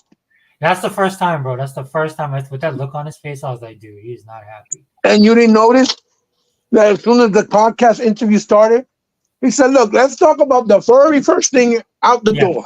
The elephant in the room. Yeah, like you said, it was that was all. He said it. I don't have a problem with that. Yeah, no problem with that. The elephant in the room. First thing. Dang, what games are coming? That's why, dude. I mean, I don't have that type of patience. I would have been like, yeah, you guys don't like it here. $29.99 Game Pass. How about that? Right. Of course, I got fired, but you know what I mean. That's another thing. People don't realize. So them to fix whatever or to compensate whatever money they need, all they have to do is raise Game Pass prices instead of $15, $30 for everybody. Yeah, that's it. They compensate what they need, and people will pay it because it's worth it. Well, that's what I wanted to kind of transition to a little bit. Actually, the culture of it, because the whole thing with what's being said, which is ironic, right? Because everybody focused on the money side for Microsoft, when you actually have a money guy running Sony, right? And came point blank and laid it all out on the line. Totally ignored that, but they were focusing on what could be said, what's said, and what could be said. For me personally, I don't believe. This is just my personal opinion. I think there's input put on from the people on the financial side. I personally like that because I think numbers are important, right? But there's also a culture to gaming. And for me personally, when I look at Phil, they're probably saying things about what they're looking at on the number side, and Phil's sitting there trying to figure out how to map it out, right? And so they come up with all these ideas and thinking outside the box. I have no problem with that whatsoever. Like you said earlier, right? You do what you have to do, right? Yeah, because he's trying to make gamers happy or not so angry, but at the same time trying to make the people that run the investors, the big dogs, the corporate suits upstairs. He's trying to make them happy too by doing whatever they can to satisfy what they want as well. Well, I'll even go deeper than that, right? It could be. I think he has to look at the money part because these people are just giving him the numbers, right? Right. I don't think they're these overlords. I just think they're giving to the numbers like, hey, what are you guys going to do, right? And so, they lost 1,900 people, right? Who knows what could have happened, right? I mean, this is all speculation, guys. We're just talking out loud, okay? So, if you come across this podcast, like, oh, does you guys know something? No, I'm just talking out loud. So, you have 1,900 people. You let go. It might have been more, but maybe Phil have to make some concessions, right? And then in order, because he also thinks about, this is the thing I feel bad for. He never gets this credit. He's also looking at the developers, the creators, the creatives, right? He's and the industry and the gamers. He's trying to juggle a lot of stuff. So compromises, I could see compromises being made. Well, I mean, that might be another part of the reason for the decision. Like, remember how they said it was that they fired, I think it was 3%? Yeah. All right. But they said it was originally supposed to be 15%. Yeah. How do we know? Right? Because we don't. Now, one of the reasons that they were able to keep more people from not being fired was by making that compromise of bringing these games to the other platforms. You see what I'm saying? Yeah, to kind of ease off the. To me, because the thing that doesn't make sense to me, right? Like, I don't think that Satya is just sitting there pulling strings because it doesn't make sense. If Satya was like that, they wouldn't have Xbox the way it was, right? Right. These three guys just got promoted, right? They have a lot of autonomy. Right? Of course, you still got to answer to investors and stuff like that. The thing that pushes up against that is the thing that pushes up against that is the fact that they had a good when you look at their financials. Right? That's right. Yeah. Yeah, they're definitely not playing tug of war like people think. Yeah, I don't think so. Yeah, people want it.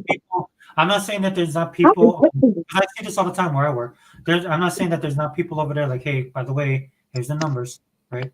And then, right, because for a lot of analysts and stuff like that, that's what they do. They just drop the figures and boom, they out. And then you have to deal with it. That's why they pay you the big money, right? Yeah, they only tell you the numbers, but they don't know how to deal with the dirt. Yeah. Well, so for me personally, when I look at it as a whole, this is why I'm saying, right? Because I'm just gonna be honest with you, dude. I think these other two companies are gonna go third party. Right. Or at least in some of their games, right? Well, I think Sony's done. I know I hate Sony. You guys know I hate Sony. You guys know, you guys know I put it out there. And it could, and I'm saying this because I could bias and tainted my opinion, but I'm just gonna be 100% with you. I want them to pay for what happened to Sega. They need to pay. They need to be gone. Oh yeah. Of course. But we're looking at it from the angle of, we know what they deserve, right? Right. Because we've been there since the beginning, right? And that's why you see all these people. Why are you always hating on Sony? Because they don't understand what they've done, right? They don't understand what they did and what they continue to do through the years. So now they're basically paying for what they've done, and they're getting the same they're reaping what they sowed, right? It's just not happening fast. It's not happening fast enough, right? And that's why, you'll see people all the time, well, why do I hate someone? If you were there in the beginning, from the very beginning, you would know why. But we're telling you, and you refuse to listen. And you're trying to say, oh, no, that we're just haters. No, you have no idea because you weren't there. Now, if you were there, you would understand. That's why I get mad when I see dudes, right? Like, that they call themselves Sega guys, right? Like Sega Lord X and shit like that. Yeah. For example, or Happy Console Gamer. Yeah. And things like that. And they, oh, yeah, we love Sega. Alpha Omega Sin when he was around every once in a while.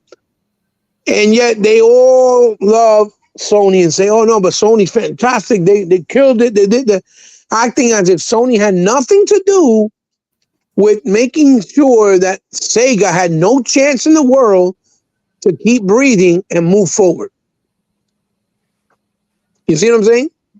Yeah, when They you act like Sony had nothing to do with that when they absolutely did. Because what Sony did was when they saw Dreamcast was doing well, yeah, they made sure they announced the PS2 on paper. It wasn't even they announced it on paper, saying, "Oh, it's going to be more powerful. It's going to have a DVD player to get the attention away from Dreamcast." yeah, And then they feared mongered all those developers, saying, "Yo, our console is going to have a whole generation of lifespan on it with the hardware to make games. Dreamcast, it's only made, to a certain extent. You're not going to be able to make other games, and it's not going to last the whole. It's not going to be able to last the whole generation because the console's not strong enough, or it don't have enough features in it, or whatever the case may be." And they fear mongered them because Peter Moore said it. Well, Moore said it. I remember, like, that's where we get like I say this all the time, but that's where the term vaporware came from, right? Because I remember when they had the showcase, wasn't it like January of the next year, right? And then it wasn't, or no, I think it was like maybe the year before. It was like a whole year before that console was going to launch. So I remember they had like a mock-up of it, what it was going to look like. Yeah, it was just paper. It was just done on paper. Yeah. There was nothing to it, dude. And so that's where the whole thing of vaporware. But like you said, dude, I knew dudes that like they would play my Dreamcast, but they said they were waiting for the new Sony. Yeah. Dude, when I went and got the Dreamcast, I remember I spent $1,000. I saved it up, right? Yeah. To get every launch game, the peripherals, everything. I needed $1,000, right? And got the console. And I remember when I went in there and I saw ponies, because they were on PlayStation. Bro, why are you wasting your money on that? You crazy? The new PS2 is coming out next year. Fuck that. It's going to be better. I'm like, dog, do you know who's releasing this? This is Sega, bro. Do you see what you see on that screen? You're seeing arcade perfect games that look even better than the arcade when you saw Soul Calibur, right? That's the first time. That's never been done before, ever on console. I told them. I would tell them. I was like, bro, you are not a gamer if you're sitting here trying to say to wait on PlayStation when PlayStation has done nothing for this industry. They only bought third party. They don't have nobody making games for them from inside. They don't know nothing about actual making games with developers and first party developers. And they were like, "Oh, you crazy? I'm gonna wait. That's all you kept hearing. I'm gonna wait. All the ponies. I'm gonna wait. And what happened? The PlayStation 2 came out, and you didn't get a good, decent game till like 3 years in. Hey, dude, can I ask you something real quick? Yeah. What do you think Final Fantasy Rebirth is going to do? How much do you think it's going to sell? What, on PlayStation? Yeah. I'd probably sell like 1 million copies, maybe. Yeah. Do you think it's not going to be like, because the number, some people is like 10 million. Yeah. Did the first one sell 10 million? No. It sold more copies as it went along, but it's because it was going on sale. Because people, see, that's another thing. Another thing. People think when they say, "Oh, it sold 12 million," right? Okay. And how much of a lifespan or amount of time did it sell 12 million? Oh, in 3 years, it sold 12 million. Okay. And when the game went on sale for the first time? Oh, like 5 months after it came out. Okay. So what do you think that means? That means that game sold because it started to go down in price. That means it was diminished returns. They have no profits coming in. It was just selling the game to get it in people's hands, to bring awareness so that they know that the game exists or that the game is good or not. But they didn't make profit. You see what I'm trying to say? Oh, yeah. There was no profit. Because if you're selling a game that started off at $70 and now it's only $40, you're losing $30 right off the hip. And they split it with all those people because there's a third man. So they're only getting 30%. And Square Enix is probably getting 25%, right? Because they get even less, right? Because they don't own the console. So you're not going to sit there and tell me that's a profit. If Square Enix themselves came out and said, all the games that we put out on PlayStation have made us no money. And that included Final Fantasy. You see what I'm saying? But they're under contractual obligation because Sony probably paid them all. You're going to keep this game exclusive throughout the whole generation. Once all the games come out, then you can put it on another console. That's probably what they did. Because at first it was supposed to be 1 year. And then they changed it and they retracted and they even took it off the box. Because when you bought the box, it said even on the box, a 1 year exclusive. And then they took it off the box. See what I'm saying? Which tells you they went back to the drawing boards and Sony saw that they had a little advantage with that because of the, perception. No. Let's get this game. Let's keep it for the whole time, preferably the whole generation. What are you doing? Until until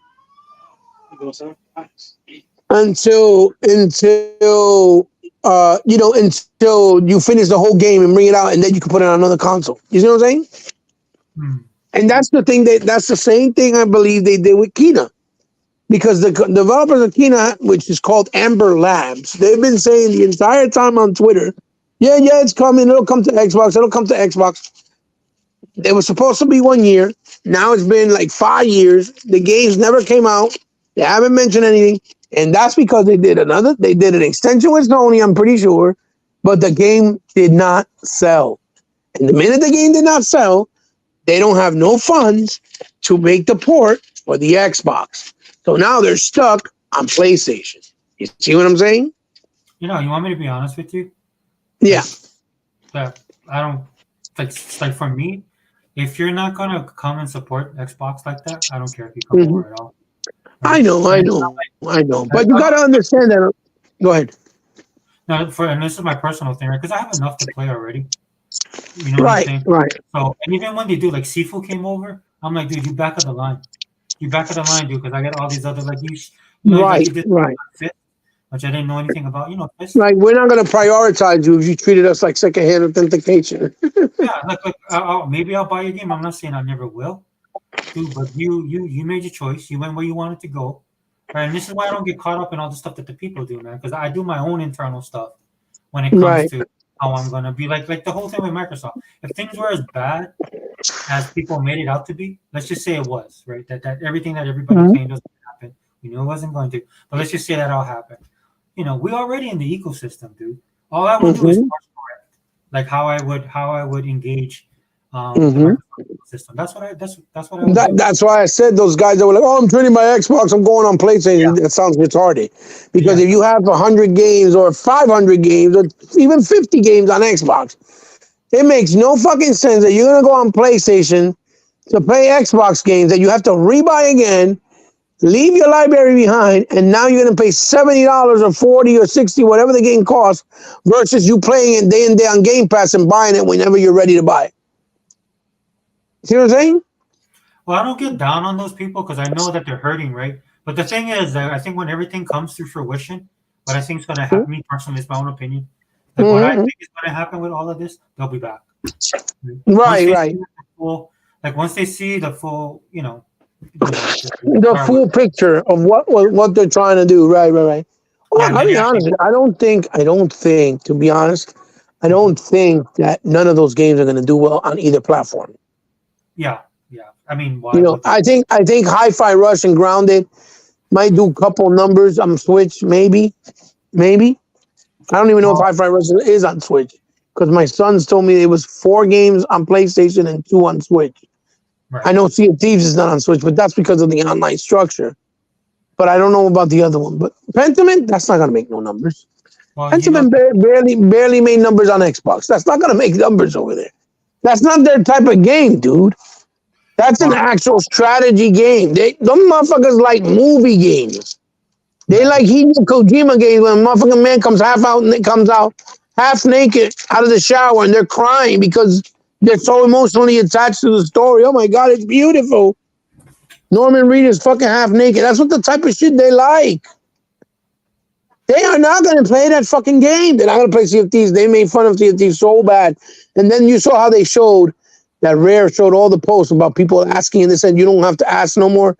I'm like, those dudes that ask, they just ask because they want it on PlayStation so they can be like, oh yeah, we got Xbox exclusives and y'all don't have no reason to buy an Xbox, so we got them over here.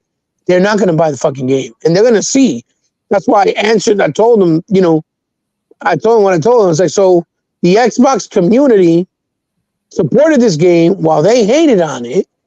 We let the game grow. You had over 30 million people on it between PC and console. And now you're going to go give it to them for free when they didn't put no money, they didn't make no investment, they didn't embrace your game, just so that they could play it and they get the best,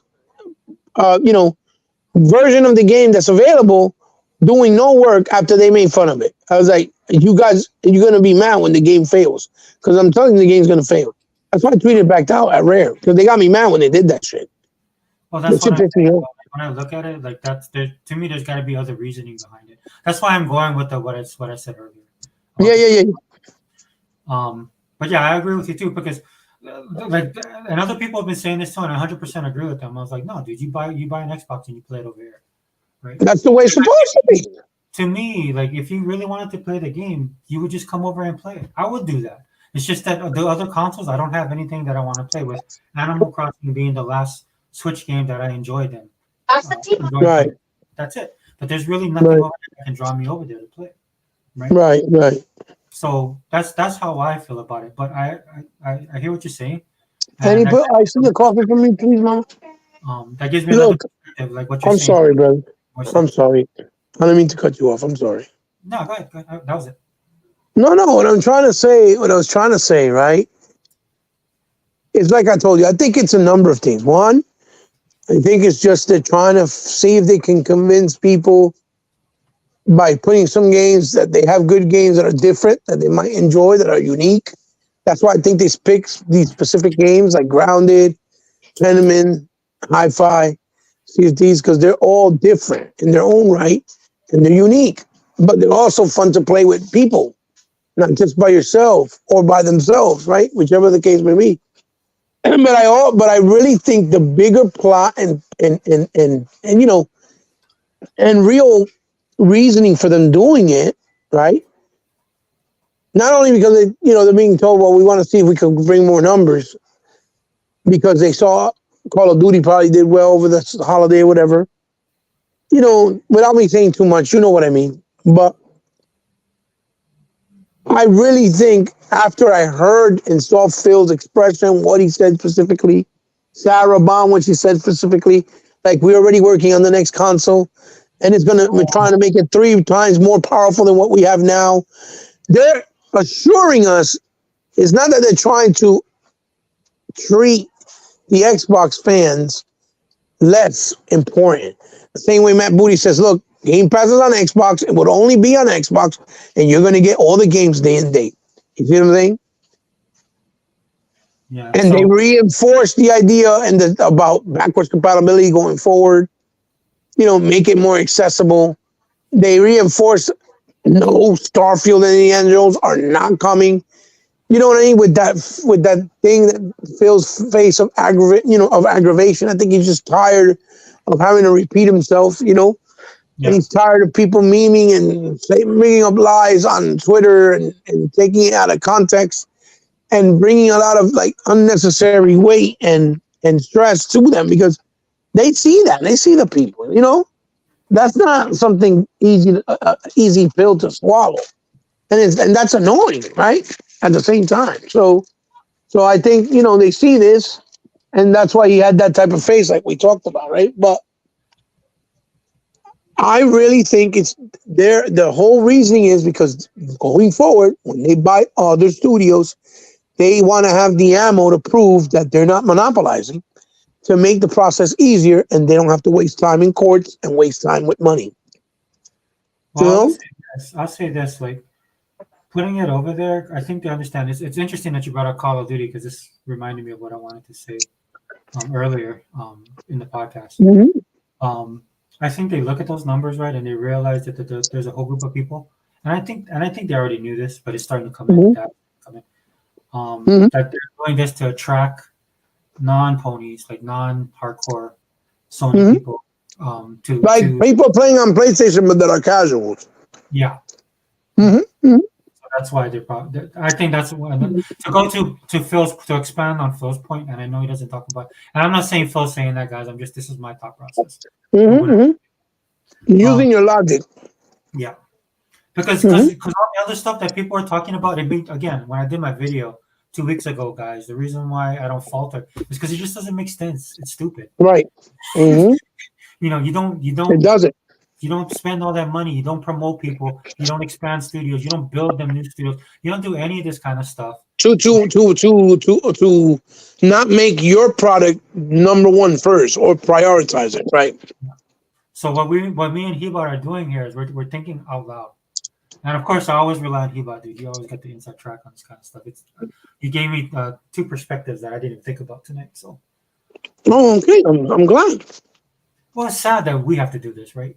You know what I'm saying? Like, this should be the media should be doing this stuff, not us. Right. That's what's so irritating. Right. That's why. I Well, still the get my real job. media, if they actually really cared about gaming and the industry, they would be speaking the way we're speaking. Instead of saying, man, Microsoft's dying. That's why they're putting them games everywhere. They're really dying. Dude, the fucking division of Microsoft is worth almost $700 billion versus Sony's 73 and versus fucking Nintendo's 43.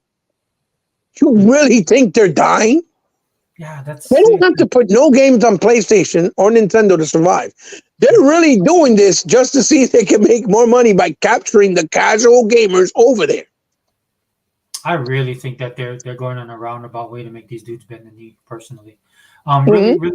Fireboss, welcome, brother. Real quick, Fireboss says, and no hi-fi ain't on Switch. So here's the question I wanted to ask you, Eva.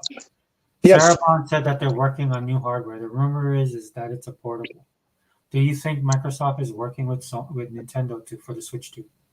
Because that's if they the Switch 2 is as powerful. Yeah, because they just announced that they pushed the Switch 2 back. Remember that. Yeah, to the 25th or next. I mean, it can be. It could be a possibility where they can run their UI on a Switch. It's possible. It's possible. But I think that if they're more than likely it'll be their own hardware. Right. Because I think they see the numbers with Switch, obviously, and with the Steam Deck shit that's out there, those two streaming Steam Deck shits. Yeah. Those shits are like $700 and they're selling well.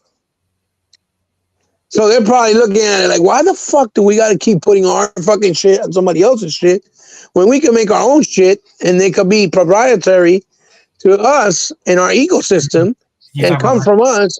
You know what I'm saying? Yeah. Microsoft make money that way also. So I think that's what they're looking at, or how they're looking at it. Okay. But so it could be a portable, but I think it's more of the refresh that they do where they make it slimmer, more efficient with some extra features. I think it's more along those lines.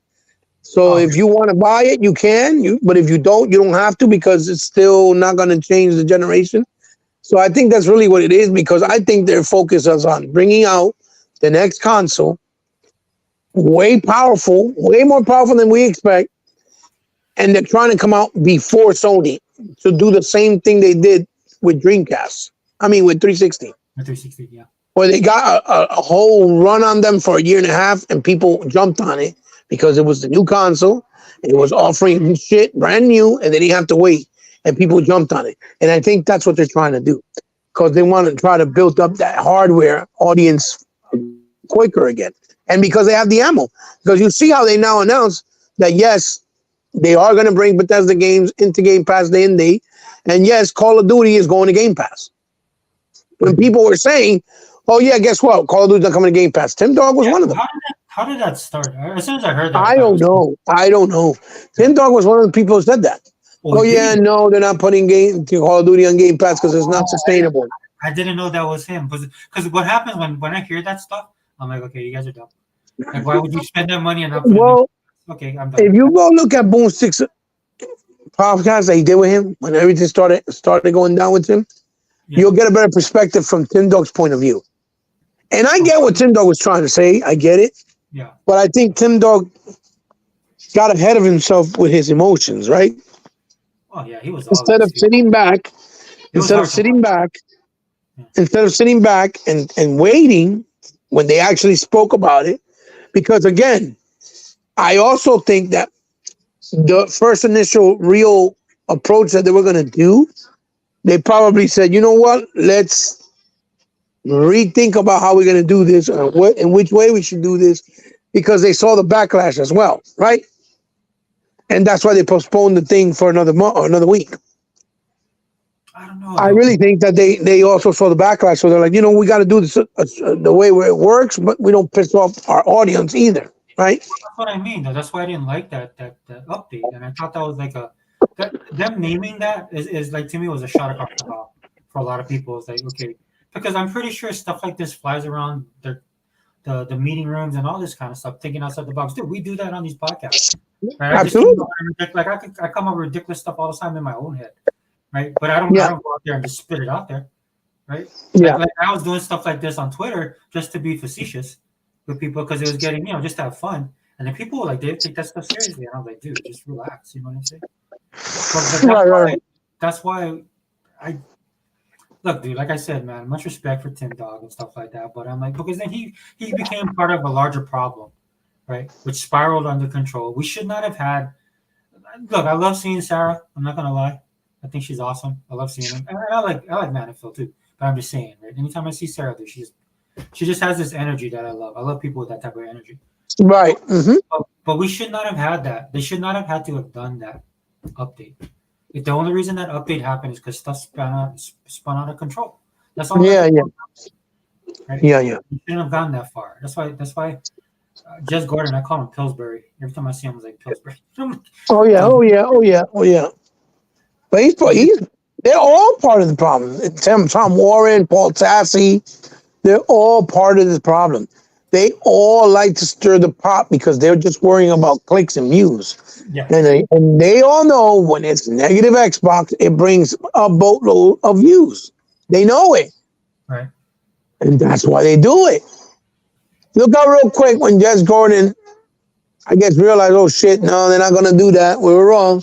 Yo, I'm going to be away off of Twitter for a while. I'll be back in a couple of weeks or whatever. He's probably the first thing he said. Yeah. The only guy that came out was that one dude. I didn't even know some kind of Naked. What's it? Naked something? Or what's his name? Nate the Hate. No, Nate the Hate. Nate the Hate, right? And Nate the Hate, because he'll know or say something that he heard, and he'll know something. Everybody swears by the Bible of him that he knows everything when he doesn't. What did he A lot of these dudes, they just, because they know people that work in the industry, they'll hear something and they'll real quick be like, yeah. And they, I got a leaker. No, motherfucker. No, you don't. You heard somebody talking that that works on the industry on the inside. And so you already trying to bring it out to try to get that traction before everybody else, right? To get the first, you know how it was back in the day with news magazines and newspapers. It was about who could get the biggest headline first. Like if, Donald Trump came out and said he was gay. It's about who's going to get the story first, right? You know what I'm trying to say? That would make some headlines. You know what I'm trying to say? That's all it is. We got to get out there first. Yeah, huh? I wish you would say something like that. I think that would set everybody on fire. I'm sorry.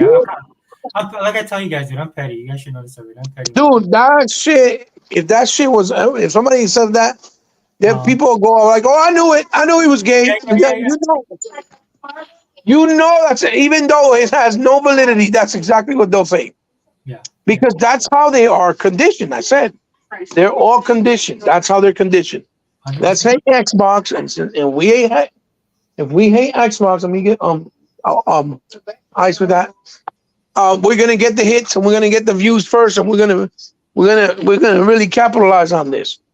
And like I said, they probably heard the ramblings of Microsoft's gonna bring some games over to PlayStation and Nintendo. PlayStation and Nintendo, right? Mm-hmm. And so they automatically, oh my God, they're bringing Starfield. Oh my God, they're going to bring Halo. Oh my God, they're going to bring Gears of War. Do you see what I'm saying? Yeah. That's what I meant. Like even like Sega Man said it perfectly, right? Honest thing is like it just got ridiculous. Like from you know what I mean? It just like they went from like just like a couple of games and then bam, and the funny thing about that is that they've been saying this for years that they want this game to come over. Right, so it's just like, dude, you're just repeating stuff you said all these other years, right? That this stuff's gonna happen, right? Yeah. That's what I'm saying. Yeah. And the thing is, I don't know why Xbox guys get surprised on this behavior because, like you said, this has been going on since 2013, since they put Ori and announced Ori going to Switch. I think it was. Right, because Ori never really went to PlayStation. It was on Switch, and Cuphead went on both of them. Ori to this day is still not on PlayStation, right? It's only on the Switch, right? That's and cool. Since they did that, the message is always, oh yeah, Microsoft putting every game on another platform, and the thing is that every game that's gone from Xbox there's a reasoning for it. Number one, Minecraft was a promise to who? The creator. He said, take care of it, nurture it, but please keep it where it is in all platforms. Don't take it off any other platform. And what Phil said, no problem. They kept their promise. That's why Dungeons and Legends also went over there, because it was from the same world, same creators. Then when they did the whole thing with what the fuck with Call of Duty, that was through the courts. The Ghostwire Tokyo, the Wasteland 3, Psychonauts 2, and Deathloop. That was all contractual obligations. Those were set in stone before they were even acquired. They had to keep those contractual obligations. If not, they would have gotten sued out the wazoo from every company. Okay? Because Sony and Nintendo would not hesitate to sue Microsoft if they can win. Okay? Oh, yeah. They're not. Trust me, they're not. Okay? Right. So just like Phil came out and said, I doubted that Nintendo and Sony will ever put their games on Xbox, even after he did what he did. But he has to know that at the end of the day, they're going to have to compromise, because they're not going to survive. Because again, the games are not selling like that. Okay? Only certain particular titles are selling, but everything else doesn't. And that's where the problem is. That's where the problem is. Because if it doesn't sell and you're making all these other games, you're losing more money than you're gaining. You see what I'm saying? If Sony makes 5 games and only 1 sells, that means all the other games that they lost money on, they have to try to make up for the loss of those games with the 1 game that is selling. And that's going to be almost impossible. You see what I'm saying? Dude, I thought it's so funny because Sony back in the day, they could rely on other sources of income because they were such a superpower, dude, back in the 90s, man. Electronics, right. Music, right? All of that stuff, dude. So I think it's kind of karma, right? That they're in that position, because now Microsoft, right, is the big dog. So I'm enjoying it personally. Yeah. I mean, I've said this to you many times. If they say we are getting out of the business because we can't handle it no more, we don't have the money, I'm gonna just celebrate. That shit is funny to me. Yeah, party, man. I might have to fly. I'm not gonna cry over that. I'm not. People never. Why would you not be upset? Competition is good. Sony's never competed. All Sony has done is they bought their way into everything that you've seen them do until this point. All they do is buy themselves in, while everybody else actually does the legwork, and while everybody else actually acts like they care. You see what I'm saying? Yeah, 100%. And then they come in, put their 2 cents, and people give them the credit because they're the most known name in the industry. You know what I mean? Yeah. And the only reason they're the most known name is because it's Sony. Oh, it's Sony, so they gotta be the. You get what I'm saying? Yeah, that's why it's like it's karma. Right, it's come back around on them. Right? The same thing that they're doing, and that's the funny thing. Microsoft just has way too much money, right? That they can't pull shenanigans with Microsoft. They try, they try, and then they got the media in their pocket, sycophant fans. You know what I'm saying? But this is not Sega. They're not dealing with Sega. They're dealing with Microsoft. So. One of the things I thought that was kind of cool that I wish I think that they might still do this is like they have Microsoft games. I actually like that, dude. I'm not gonna lie. Well, let me go back to the game that went over there because I was trying to get a point and I forgot. No. For example, when Ori, Ashen, Super Lucky's Tales, and Cuphead went to other platforms, it was because the developers went back on their word and said, can we please put these games on other consoles because they didn't sell enough or bigger numbers on Xbox, even though they still did well, because Ori did really well in numbers and so did Cuphead. But they wanted more numbers. They got greedy, right? Mm-hmm. Which is why you saw Microsoft break out the relationship with them And Moon Studios' third game wasn't published by them. They said, you're going to have to find a publisher. We're not publishing for you no more. That's it. We did the 2 games. You want to put it somewhere else? Fine, but we're not publishing your next game. And now they're getting published somebody else. And look how long it took them so they would make the announcement, right? Yeah. Same thing with Studio MDHR. Where do you see the announcement for Cuphead 2? It took them almost 7 years just to do the DLC. And then they use the excuse of, oh, because it takes long to animate. And then, and to a certain extent, I believe it. But the real reason is because they didn't have funds. It didn't make money. Microsoft said, we're not funding your DLC. You find the funds somewhere else because you want to put the game somewhere else.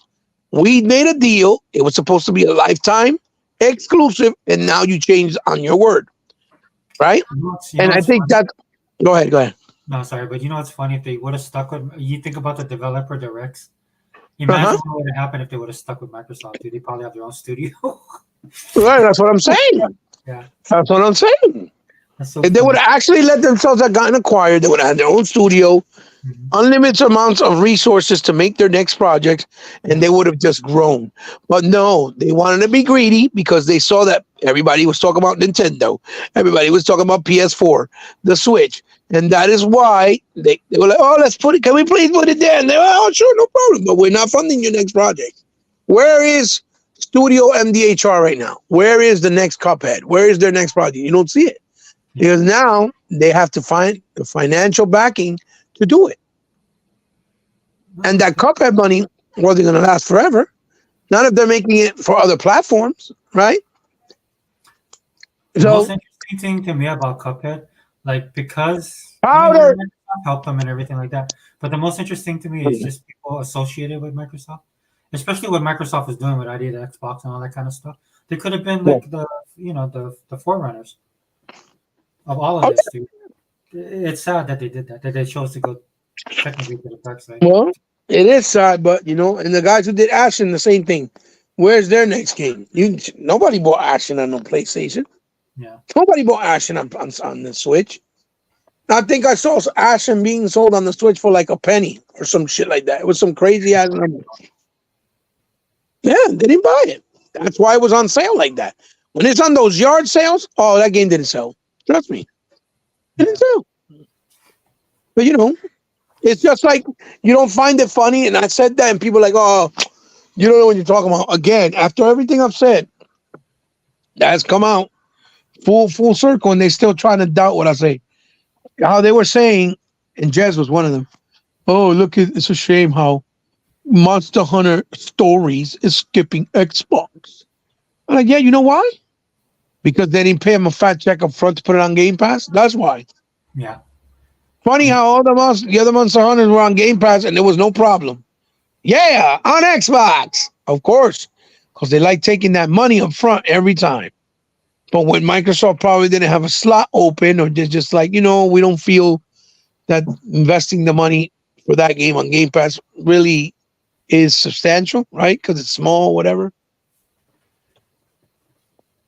Oh, we're not putting on Xbox. Only available on PlayStation and Nintendo.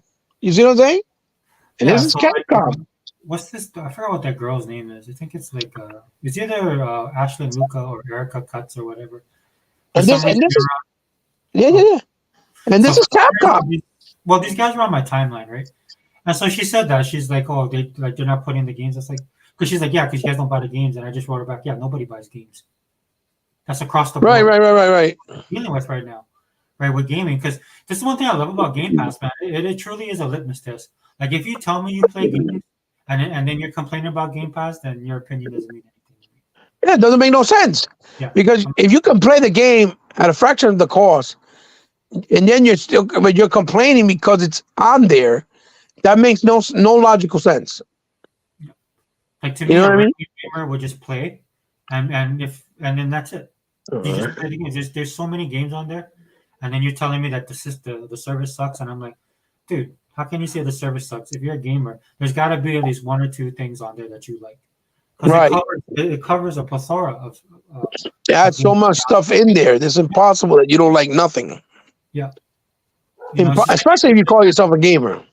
Well, it's like that story, right, where the kid didn't want to be in I guess he had to take a test, and he did bad on the test because he didn't want to go into the military or something like that, right? And then he goes up there, right, and then the teacher's like, "Oh, congratulations, you passed," and he goes, "No, but I got every question wrong." And then Right. the only way to statistically, the only way you could get it wrong is if you chose you knew what all the right answers were, right? It's something that's akin to that. So when I look at that, I'm like, dude, there's no way that you cannot not like something in Game Pass if you are a true gamer. No, it's impossible. They got every single thing, and they drop me stuff almost every day, or it It's feels like impossible. Yeah. If you're a gamer, you cannot say that you don't. There's nothing on there that you don't like. Yeah. Impossible. Like then that's why I end up questioning people, right? Because I'm like, dude, there's no way. Like you have to. There's at least one game. You can say that you don't like. Just be honest and say you hate Microsoft and Xbox because you're looking stupid right now. You saying there's nothing there you don't like, but then you're over here touting Helldivers too. That's how you know they're lying. Yeah, because like people are like, "Well, did you want to sign up? Did you sign a petition?" I'm like, "Why, dude? I'm stuck right now, dude. Exoprimal, right? I got Warhammer. I'm playing Warhammer right now. I got back into COD. We got Halo, right? I haven't played Overwatch in I don't know how long. Dude, I have 7 shooting games I could be playing right now. And then you come to Helldivers. I don't have no animosity towards Helldivers, dude. If you like it, no. Yeah, I love playing shooters, right? And it looks like a fun game, dude. That's why I've seen all this. And Starship Troopers is one of my favorite movies of all time. So right. People sharing that, I was like, oh, that's pretty cool. And then if you like it, and then it was like, oh, but you must hate it. You must hate that you don't got an Xbox. I was like, dude, I got like 7 shooters I could play at any point in time. Right. Oh yeah, and that hell movie that hell game that released that I haven't even downloaded yet. Dude, I haven't even played Aliens Fireteam. You know what I'm saying? It's just like we're not hurting for this stuff, dude. There's like I could get lost in a multitude of other stuff. If you like Helldivers, that's cool. Right? Then enjoy it, dude. Enjoy your game. Go have fun. Oh, I'm gonna sell my Xbox because we don't have Helldivers. All right, well, bye. You know, I'm like, dude, that doesn't make any sense to me. But hey, dude, It does. You know how you'll catch them? Oh, you like Helldivers? Oh, let me see all the other games that you played from them that they developed before that one, like Ex Machina or like Matterfalls. Let me see that you played it. Let me see the proof. Let me see that you like their games, and I guarantee you they'll go silent. I guarantee you they'll go silent. I'll put money on it. I'll put money on it because none of those games sold well. None of them. None of them. Yet they make some really good games. It was like the whole Insomniac shit. When Insomniac made Fuse, it was a multi-plat, nobody cared. When they made Song of the Deep, nobody cared. When they made fucking Sunset Overdrive, nobody cared. The only time they cared is when they did Spider-Man and Ratchet and Clank on PlayStation. That's it. You know what I mean? Yeah. And let me read this comment real quick, Alexander Martin. You would pay the cheapest amount to play your games, paying pennies for day one releases doesn't help your console. Well, I just gotta remind you, Alexander, that Game Pass is a service, right? And this is something I struggle with a lot of people because people say that it's free. It's not free. You pay for it. And then the problem that you're having with Game Pass right now, this is my opinion, is that a lot of people, they're looking at Game Pass like they look at Netflix, like they look at Amazon, like they look at Paramount Plus, like all these other Disney Plus, right? People are scaling back on their subscription services because they're beginning to realize that the cost of all this stuff adds up, right? So that's something that Game Pass has to deal with, right? Because it's the reality of it. The games are not free, and if you look at it, because this is what my friend told me, who wanted to get Game Pass, but because of the time that it would take for him, because he loves playing video games, but he has a family. He's younger than me. He has a family, and he works where I work, but he has a second job, so it doesn't make sense for him to buy to subscribe to Game Pass because he would never use it on that level. So he just buys his game straight up.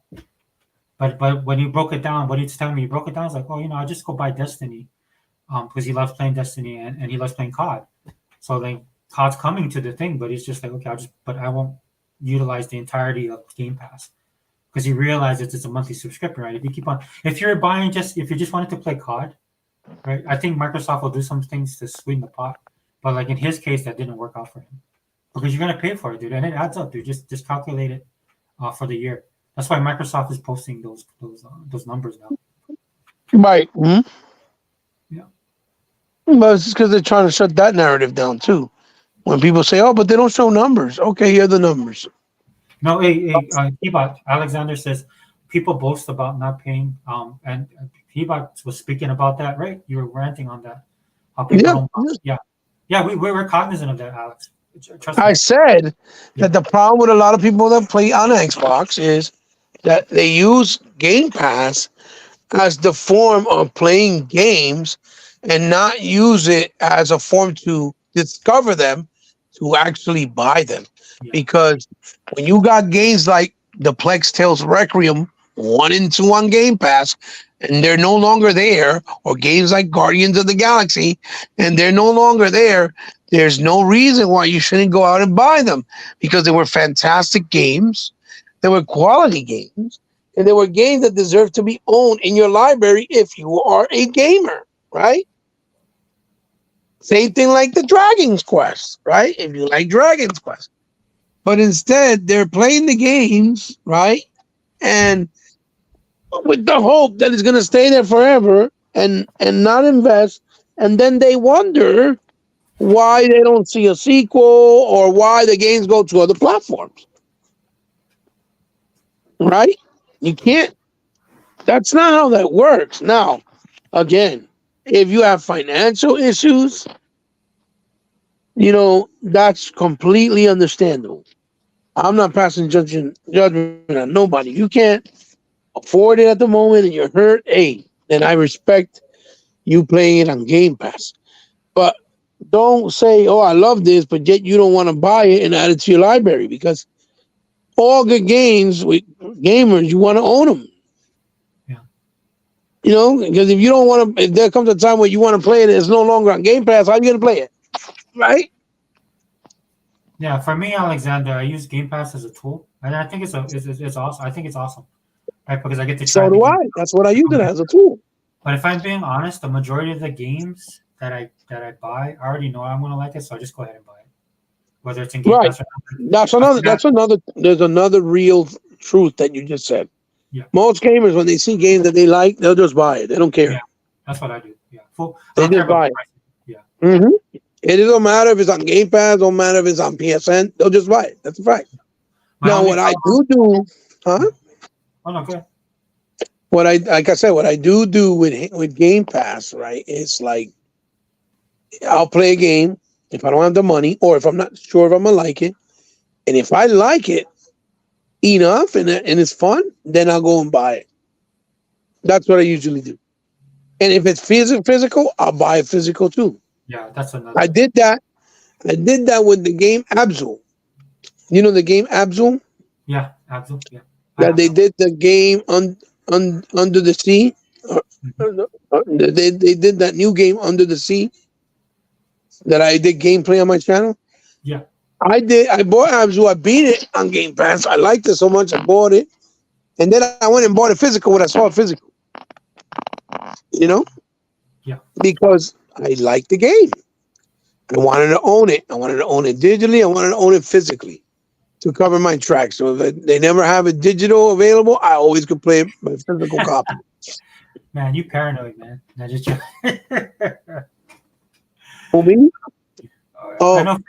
I know for me, like my biggest thing, actually, Alexander, for me, is actually time more than money.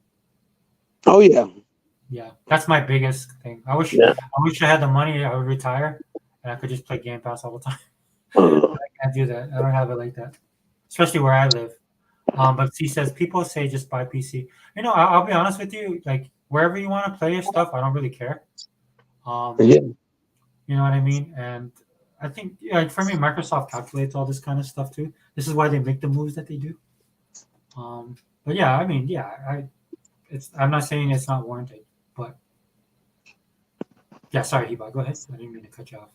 No, I'm listening to you. Yeah. I'm listening to your insights. Yeah. I think that you see like what's been happening now, right? And we did it with Power World. Well, not I'll say we, but just in general. Power World, and then now they're doing Helldivers. You have a PC market out there that they're trying to tap into, right? So I mean, But let's also be fair, right? yeah, The reason why Power World is selling too is because it's only like $25 or some shit. Because it's on yeah, beta. it's not that You expensive. know I what I'm mean, saying? yeah. Let's be fair because that. And we lost Hiba. Don't worry, he'll be back. Realist, they don't pay on PC either. Okay. All right, realist. True. Go ahead, brother. You're back. I got you. Yeah, like I was saying, in Power World, Yeah. with $60 or $70, hell no, I would have not had those numbers. No way. No way. Absolutely not. Maybe half, but not 25 million, especially in such a short span. No way. Can I ask you something? It would have hit 25 million, but it would have took a lot longer because motherfuckers ain't just gonna go buy it at that price, and that's also another problem because Yeah. It's so expensive. people got to understand the games are priced accordingly based on what the developer spent to develop it and publish it, and if it, you know, you're not. How can I explain it? Oh my god, what was I saying? I lost my train of thought. Like The cost and right, because of the cost, and that's another thing when people see that games are that price. Because I remember vividly, right, right. when Hi-Fi Rush came out, right, on Yeah. Xbox. The first thing I remember seeing was people saying, $30. What? That game looked like a cartoon. $30, and I'm like, what the fuck? What does it matter what it looks like? It's what the game feels and plays like.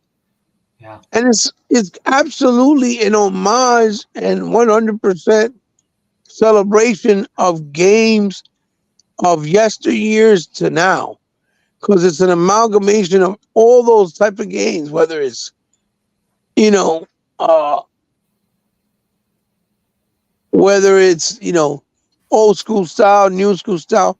It has a whole shitload of different amounts of gameplay variety in the game, boss battles, a rhythm beat, combo system where it goes based off music. It just has so many cool elements and uniqueness that there's no way that a real gamer would judge it based on the fact that it was $30. You know what I mean, my brother? Yeah. So,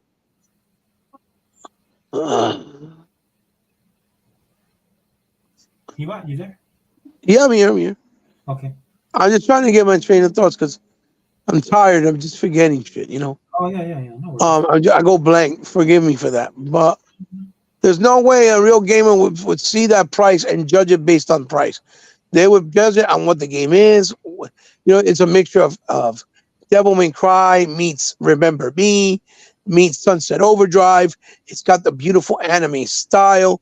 There's nothing that game does that no real gamer can't appreciate. Even if it's not the genre that you like, there's no way in hell you will not be able to appreciate that game and be worried about it based off price. But I saw people doing it. $30. I'll wait for it on sale. You know what I mean? Mm-hmm. You can't do that. Huh? It's such a great game. Absolutely. Me, myself, I haven't been able to finish it because I haven't had the time from doing so many things, And then people are like, yeah, but you have time to be on the podcast when you got time to play. Like, hey, do you realize that half the time I'm doing a podcast, it's because I'm driving on the road? You see what I'm saying? Yeah, it's not like we're home. That's the same thing with me. Like if I'm on Twitter, people just assume, oh, you're on your computer. I'm like, no, dude. I'm like typing from that's why some of my tweets are bad because I don't like doing it from my phone. If I have time, I'll do it. But yeah, dude. I mean, it is what it is. Like I said earlier, I'll go back and finish it. I was waiting for the physical copy. But since I found out it's limited run games, I just don't like them, dude. They did one of their employees wrong for something that was stupid, and ever since then, dude, I was like, nah, I can't rock out with these dudes. And that sucks because Hebot knows me, man. I was waiting for that because we talked about it in detail, how I thought that it could be like that stellar franchise, right? Like this thing could transcend not just video games and go into like collectibles, and they could have done all kind of stuff with this. Dude did an anime, put it on Netflix, all that stuff. So, Right. but you know, Hi-Fi Rush has that type of appeal that you could make an anime of it, like you said. Yeah. A Netflix TV show, figures. Dude, if they give a figure like to NECA or SH Figure Arts or Mayfax or Revoltech, any of those companies to make a Hi-Fi Rush figure of the character with the little cat, it's going to do well. It's going to do well. And then the other characters that he joined forces with him as you go along, those characters as well, it's going to do well. Well, even the bosses stand out. They put so much style into the character, how they look, right? And it translates well in the actual game. But these characters are over the top, right? Their personality. Like if you just have like the one thing about collectibles, right, is that you have a figure. Some people like you can pose them and all this kind of stuff, but these characters could just sit there and it would exude. It would exude the personality that you would, that's how it is sometimes. Like just look at a Dark Vader figure, right? It's so imposing, right? That this is why they keep on remaking his figure. A lot of different people do it, whether it's across different genres even. So like for me, this is the potential that Hi-Fi Rush has with that property that Microsoft has with Hi-Fi Rush on that property. So anyway, I don't know. Hopefully, and me and Hebots talked about this with the controllers and doing specialized consoles and stuff like that. Like the sweepstakes on. Dude, the very fact that they let you bring your peripherals, all your controllers from last generation to this generation, and make it just work. That's a big selling in and of itself, right? Yeah. And nobody ever brings it up and talks about that. Meanwhile, you got to buy brand new controllers on PlayStation and Switch. None of the shit that you used on last gen works. No, 100% agree. Yeah. Just like what was the other thing I just said? What I just said. What was you saying? Just talk about the controllers and how they. The controller. The other thing is the technology. The oh my God, what's it called? Backwards compatibility? Is that what you're talking about? No, the controller has a technology that gives you the lowest latency. Oh, it's called. I forgot what it's called. Oh my God, it's not dawning on me. Oh my goodness. Or is that the V? What is that? No. Isn't that V something? VRR or something? No. No. That's VRR is for the quality of the game and running it in 120 frames and shit. That's what variable refresh rates for is. Oh, I'm talking about the. I'll look it up. Hold on. It's the. Oh my God, what's the abbreviation again? I can't remember.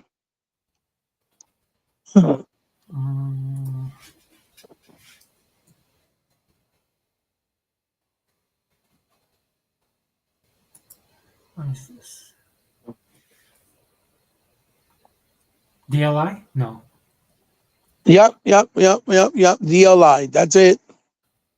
Direct latency input. Okay. Thank you. That's it. DLI. That technology on every Xbox controller gives us the ability to have the lowest latency input on any controller.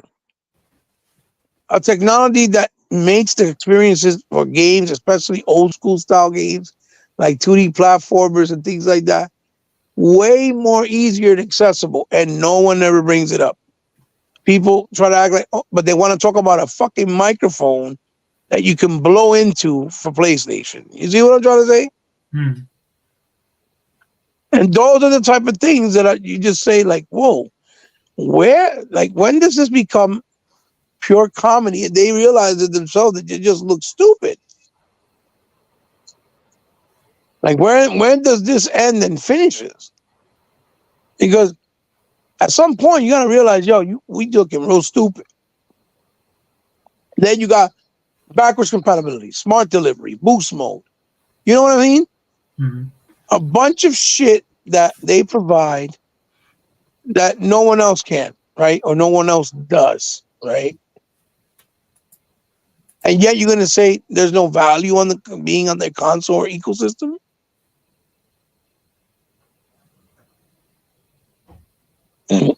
You know?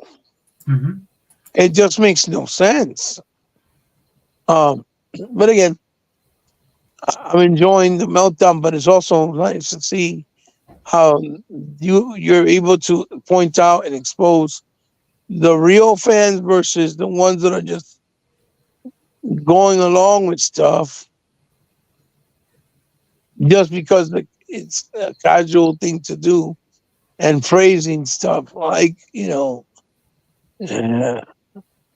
you know what I mean? Yeah. So I wanted to ask you, and we're gonna wrap it up in a Yeah. second, guys. So this is what we'll talk about in closing. I really wanted to get your opinion on this, and I'm talking about the culture. Oh, just real Mhm. quick, developers got paid to put the games in Game Pass. Yeah, realist, 100%. And 100%. yeah, That's what I was saying, realist. That's what I was talking about. And you had me cracking when realist asked me about, we was talking about the logo thing. And I told him, I think not even Pentiment has the logo when you boot it up. And he goes, Heba, you got me over here playing Pentiment just to see if the logo's there. Just to see if Know you're what he right. That shit was hysterical. He had me laughing. I was laughing. I was like, look, I did a good thing. You were able to play Pentiment just to go and discover what's going on. Because he wanted to see if it had the boot up logo like Microsoft Studios. Yeah, And I told him not all Xbox, first parties have that. yeah, And not I all. don't remember Pentiment having it because because Tom Warren brought it up that how is that, showing a sign of, I guess, of strength, or that they actually want people to know that it's an Xbox game to come to their ecosystem because they don't have boot up logos saying Xbox Microsoft Studio games. And I said, I don't think all of them do it. As a matter of fact, I remember Pentiment didn't even have one. And he went and checked, and that shit was funny because he threw it out there. You got me over here playing Pentiment just to see if the logo comes out or not. Yeah, he did So I put the thought that was Jedi funny. put the Jedi mind trick on. Yeah, that shit was funny as hell. I was dying because, the fact that he actually went to check and he ended up playing the game or went to play it because he wanted to check. I just thought that was fucking funny. I think that's stupid. That shit funny as hell. You Yeah, know? real. So I'm not surprised that they paid for it. I think it's the levels of which they do. Like for me personally, I've got more exposed. I'm doing stuff that I did when I was younger as a gamer. Right, I'm right. looking into the studios, following the developers. I watch all their showcases now, like Marvel. That's how I found out about the whole the season series and what happened with that. I haven't played like the Harvest Moon. I haven't played that since I was for years. And so Yeah, because of the way that we're bringing them into Game Pass and the way I'm interacting with the games, I'm actually like I'm old school now, bro. I mean, I think like I'm in my 20s, man, like between 18 and 20, because I'm actually doing stuff that I did by following these guys, seeing what they are coming out. This okay, is why, no problem. like, what is it, RoboCop? I think that's one of the reasons why RoboCop did so well because there was other games that was getting put up and put forward, like humble games, especially stuff like that. Mm-hmm. So for me, that they're doing that, I think the one thing that Microsoft has to come grips with is the same thing that Netflix had to come to grips with was the studios guy. I'm not saying that this is happening with the developers and it is a different beast, but you guys remember what Netflix ran into was like CBS was like, oh, pay us this much money if you want our content because they wanted to make money off of that. Right? Even though some of this stuff was super old and Right, information. So then that's what made Netflix start making their own content, which was really good for them. right. Well, even Yeah. the Go ahead. even the fact that you can play all these games on Game Pass Yeah. helps you go out and support other games that are not on Game Pass, Yes. like RoboCop. That's why RoboCop sold well because people were able to invest and play and go buy the game. You see what I'm saying? Because I'm pretty Game sure, Pass gives you that liberty, huh? I'm pretty sure, Hiba, like that's how I'm consuming stuff, and I'm sure I'm not the only one. Like I didn't Me know who too. what Me is it, too. Necron? What is it? Necron is their name? Because Hmm. they had that Steel Rising game, which looked amazing to me, right? So this was the stuff that was getting exposed to us, right? And so what Hmm. happened? You begin to pick up on who these people are. Like we lost connection with that as gamers. Yeah, yeah. Yeah. That's Well, why I as a mean, kid, think about this. Let me bring up a quick topic before you cut it off, right? no, good. If you don't mind, right? Yeah. I saw so many people talking shit and being happy and celebrating about the Suicide Squad game, right? Yeah. Not doing well, right? Right. And I'm saying to myself, and they're like, "Oh, we didn't ask for this." I was like, "Dude, when we grew up, if we saw any game that was new based on anything, we got excited. We didn't be like, why did they make a game of this?" No. When we saw the Spot game from Sprite, we were like, "Whoa, what is this?" When we saw the Chester Cheetah game, we were like, "Oh, I want to try that." When we saw the Ronald McDonald Treasure Island game from from the company or the developer Treasure, we were excited. We played them. We didn't go, "Why the fuck they made this? We didn't ask for this." We didn't do that dumb shit. We just embraced and enjoyed anything that looked new, unique, promising, and fun. Now it's like, nah, we didn't ask for this. Like people really swear that Rocksteady had to go out and do another Batman game because they said so, or because they wanted it, and they needed to do a Justice League game just because they said so. Listen, they wanted to do something different from a different perspective. They wanted to do it from the villain's point of view, and that's what they went out and said to do. And you can see it in their body of work that they really were trying to be caring about what they were trying to do. And yes, I think it's fucking hysterical that they shoot Batman right in the forehead and kill him. I think it's funny. You know why? Because it's risky. Because it's something that people don't dare to do because they're scared to piss off the fan base. These are video games. They're meant for entertainment. They're meant to make you have fun. And if they do things like that, then you know that they're trying to take a risk and that they're trying to do something different, not to disrespect Batman or Kevin Conroy, because they want to make different types of games that are quality and introduce different types of games to other people that are gamers. You know what I'm saying? That idea of, oh no, we have to have Uncharted all the time, that we have to have Gears of War all the time, that we have to have Spider-Man all the time. Oh, we need more Call of Duty. Like that mentality is what's also ruined the gaming industry. But the difference is, at least when it comes to like Halo or Gears, we never get them right away. We get them years and years and years apart. Right now, Halo's going on like 4 years and Gears is going like 5 years. You see what I'm saying? Mm-hmm. So they give you enough time to miss the IP, the franchise. So when a new one comes out, that's why you see so much excitement, because they give you that window for you to miss the property or the games, you know? And that's one of the big things that this culture in gaming has forgotten and lost. That they sit there and complain when they see somebody try something different instead of embracing it because it's something that's never been done before, and they're doing it from a different point of view and perspective to see if they can catch another audience or see a reaction of the audience that they already had, but not in a bad way. Everybody, oh, we need another Batman. Oh, who asked for this? We need a Justice League. I get it. I would love to see a Justice League game, but this wasn't what they were trying to do with this game. Let them see their vision and play it out.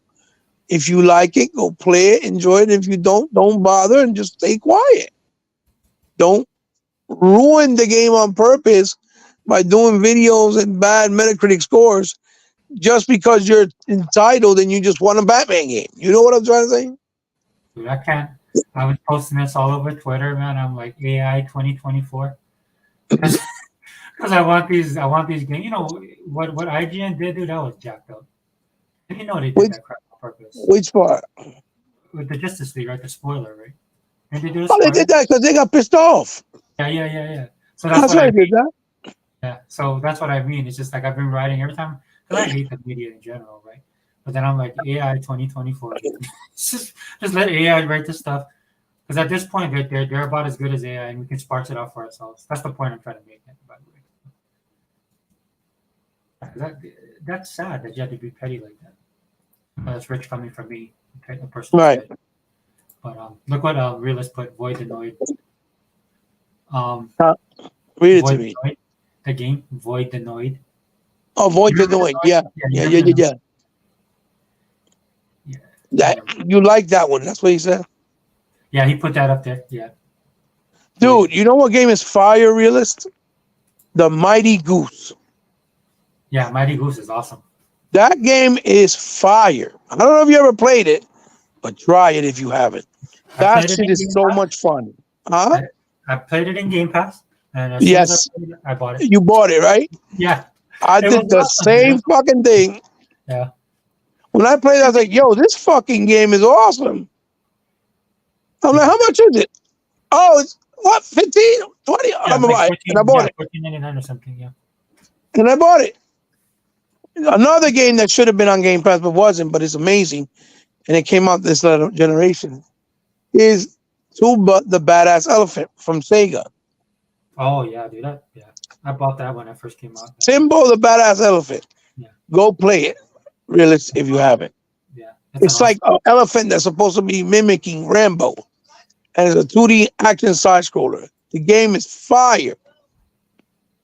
I played it. I couldn't stop playing it. I beat it. I loved it. Realist said, for Void Annoyed, he said you were naming games. They made games for everything. Yep, 100%. And then he also wrote that he beat Mighty Goose. He beat it. Oh, did you? Yeah. Realist be playing. I mean, he be playing. Yeah. He be playing. Yeah. I saw when he beat Ravenlock too. I remember. Well, Ravenlock is fucking dope. That's in my Benedict Fox is fucking dope. Fucking, like I said, Tumba the Badass Elephant, fucking dope. Artful Escape, dope ass fucking game. Yeah, the No Straight Road, dope game. I that was my game of the year, which was It Takes Two, dope fucking game. Solstice, dope. Evil West, fucking great, dope ass game, and you barely saw people playing it, huh? I have it. I bought it because it looked cool. I think I bought it on your recommendation. Yeah, we could play it co-op. Yeah, but I haven't even touched it, dude, because I've just been so busy. Yeah, well, we could play it co-op if you want to play it. Fucking this shit. What the fuck is Jitsu Squad? Dope. What the fuck was the other one? I was thinking at the top of my head. Song of Iron, which is only on Xbox. Yeah, And the guy's doing the sequel, and I believe it's going to be exclusive too. Song of Iron, dope game, huh? I keep on forgetting to buy it. I thought I had it. I was like, oh, I didn't buy it. Oh, that game is dope as fuck. It's only $20. Fist, dope fucking game. Yeah, with the rabbit. What else? Dude, I could mention so many, and that's why I get mad when people say, "Oh, we haven't really had good games this generation." It's like, you fucking stupid. You're not playing them. Yeah, they don't play games. Because all you're thinking about is, it's a good game if it's a AAA. No, motherfucker. No. Yeah, these guys. That doesn't make a game good because it's AAA. No. These guys expose themselves all the time, dude. You gotta stop. Oh, it's not AAA. That's why you don't discover shit. Yeah. Dude, it was like, remember when we transitioned to fucking from 360 to the Xbox One, right? You remember when people started playing games like Marlo Briggs, right? Comic Jumper, Castle Crashers, and they're like, yo, damn, this game is fire. I didn't know this was on the 360. And now they're playing it on the Xbox One, right? And I'm like, dude, that means you weren't a gamer checking Xbox Live every week because they used to put every week Braid, Limbo. You know what I mean? Every week you got some fire, some liquidation shit. You know what I mean? Yeah. Every week, Narco Terror, Expendables. You know, from the movie, which was great. They had so many fantastic games. Desert Assault on Xbox Live. It's not even funny. Xbox Live had a plethora of fucking great games. And I mean a plethora. And they're like, oh, I never knew this was an Xbox. I never knew this was an Xbox exclusive. Dude, how were you on 360 and never played Comic Jumper? Are you kidding me? Yeah. You know what I'm saying? Like, what? Are you fucking kidding me? Even the game that they made for Connect with the cowboy. What the fuck was the name of that game? Oh my god, from Twisted Pixels. What, the gunslinger? Gunslinger? Huh? What? From Twisted Pixels. Gunslinger. That's it. Even that game was fucking dope for the Connect. Mm-hmm. And nobody, I never played it because it was a Connect game. Like, you stupid. That's it. That's the only thing I can tell you. You stupid. You know? It's like nobody really played fucking Max Curse of the Brotherhood for the, during Xbox One. Nobody really played fucking Crimson Dragon. Nobody played Loco Psycho. These are fucking gems, like hidden gems. Actual really good games that deserved a lot of attention. And people just didn't play them because they're $20 games in the store. You know what I'm trying to say? Mm-hmm. Like they passed it off like it's not worthy. So I guess Stridor, right? Or Strider, the new game that Capcom did, which was absolutely fantastic because it was $20. It wasn't worth the time either, right? But you want to sit there and tell me that the new Ghouls and Ghosts they remastered was fantastic, or you want to tell me that Metroid Dread was fantastic, when you look at fucking Strider, it's way more sophisticated and high quality compared to those games, and Strider was only $25. You see what I'm saying? Mm-hmm. Meanwhile, Ghosts and Goblins, the remake, or whatever, there's a new one that's on the Xbox now, and fucking the one I said before, Metroid Dread, were $60 releases. You know what I mean? That's crazy. You can't be a hypocrite, brother. That's fucking hypocritical shit. That's hypocrisy at its highest form. You can play a game like Gunk for $20 and Recore for $40. Oh yeah, Gunk is awesome. Which are fucking awesome games, awesome little games. And you only had to pay what? I think it was $25 for the Gunk, and Recore was like $40. Was that physical, Gunk? No. It's only digital. I wish. That's another game, dude, that has potential for them to create. Yeah, that game has a potential to be a series. Absolutely. Yeah, it looks so good. The characters are very likable. The art is. And you can't say it's not being inclusive because it's two African American ladies, and yeah, that's right. in the game, she alludes that she has a love interest to her, so they're gay. You can clearly see it, but they don't push it, right? They allude to it, but they don't push it. And when you're playing the game, they really concentrated on the game. Well, the mechanics were solid too. And That's what I'm trying to say. The camera was a little bit wonky sometimes, but for the most part, it was. I mean, considering right. The game was done so well that I enjoyed it. I didn't give a fuck that they were gay or that they alluded to it. I was enjoying the game. You know what I mean? Well, they don't shove it down your throat, and they don't have. Yeah, they don't shove it down your throat. Exactly. That's what I mean. Yeah. Because they put it in there to be kind and gentle to the LGBT, whatever. But they focused on the most important thing, which was the gameplay and the game itself and the world. You see? And that's when you have success. You know what I mean? It's not about not being inclusive or it's bad. It's just how you do it. If you're respectful to the gamers, you can do whatever you need to do or you feel that's right to reach out more people in the world. Fine. But do it respectfully. As long as you're doing respectfully, you're going to have success. Well, And people will like the game, embrace the game. You know what I mean?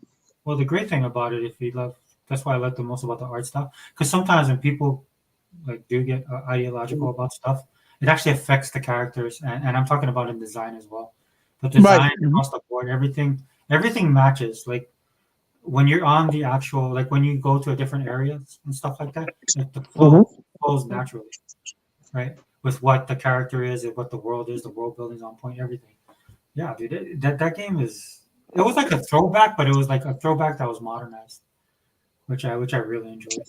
Yeah, Yeah, really great. the art, and to be honest with you, there's some other little games that I mentioned, but people didn't really pay attention to. But the Smurf game had the same gameplay mechanics as the Gunk, Really? and it was actually a good game. And I got the sequel, which is actually really good too. And I also got Flashback 2, which is the sequel to the actual remade version of the 360 version. Right. Not the one that came out originally in the Genesis era, but the one that came out on the 360, right? And the Flashback 2 is the actual sequel. And they made a Grandizer game, and it is fucking awesome. You got that? I still haven't put up the gameplay. I recorded it weeks and weeks ago. It's just I've been busy because we're trying to move and everything, like I told you. And that's a fucking dope game. Yeah, it looked good. I like the animation. The game is just what you do in it. It's just fun, and it feels so true to the concept of the. It feels like you were watching the Grandizer cartoons back in the day when we were young. You know what I mean? Yeah, it looks like a game that was made like a labor of love. It's definitely a good game. You'll see when you see the gameplay. I felt like right into it. I was like, oh, this game is fucking dope. The combat is great. The power moves you do, it's like really, really good. It's really good. And I didn't expect much from it, but it's really, excuse me, I'm sorry about that, guys, because I'm tired. But it's really, really good. It's really good. Yeah, we're gonna wrap it up. But just real quick before we wrap up, Eva, what do you think? How do you like? So, what's the feel that you get? And I'm pulling from YouTube and social media, but like the culture of Xbox. Like, what do you think? All of this stuff that's going on right now is affecting the actual culture of Xbox.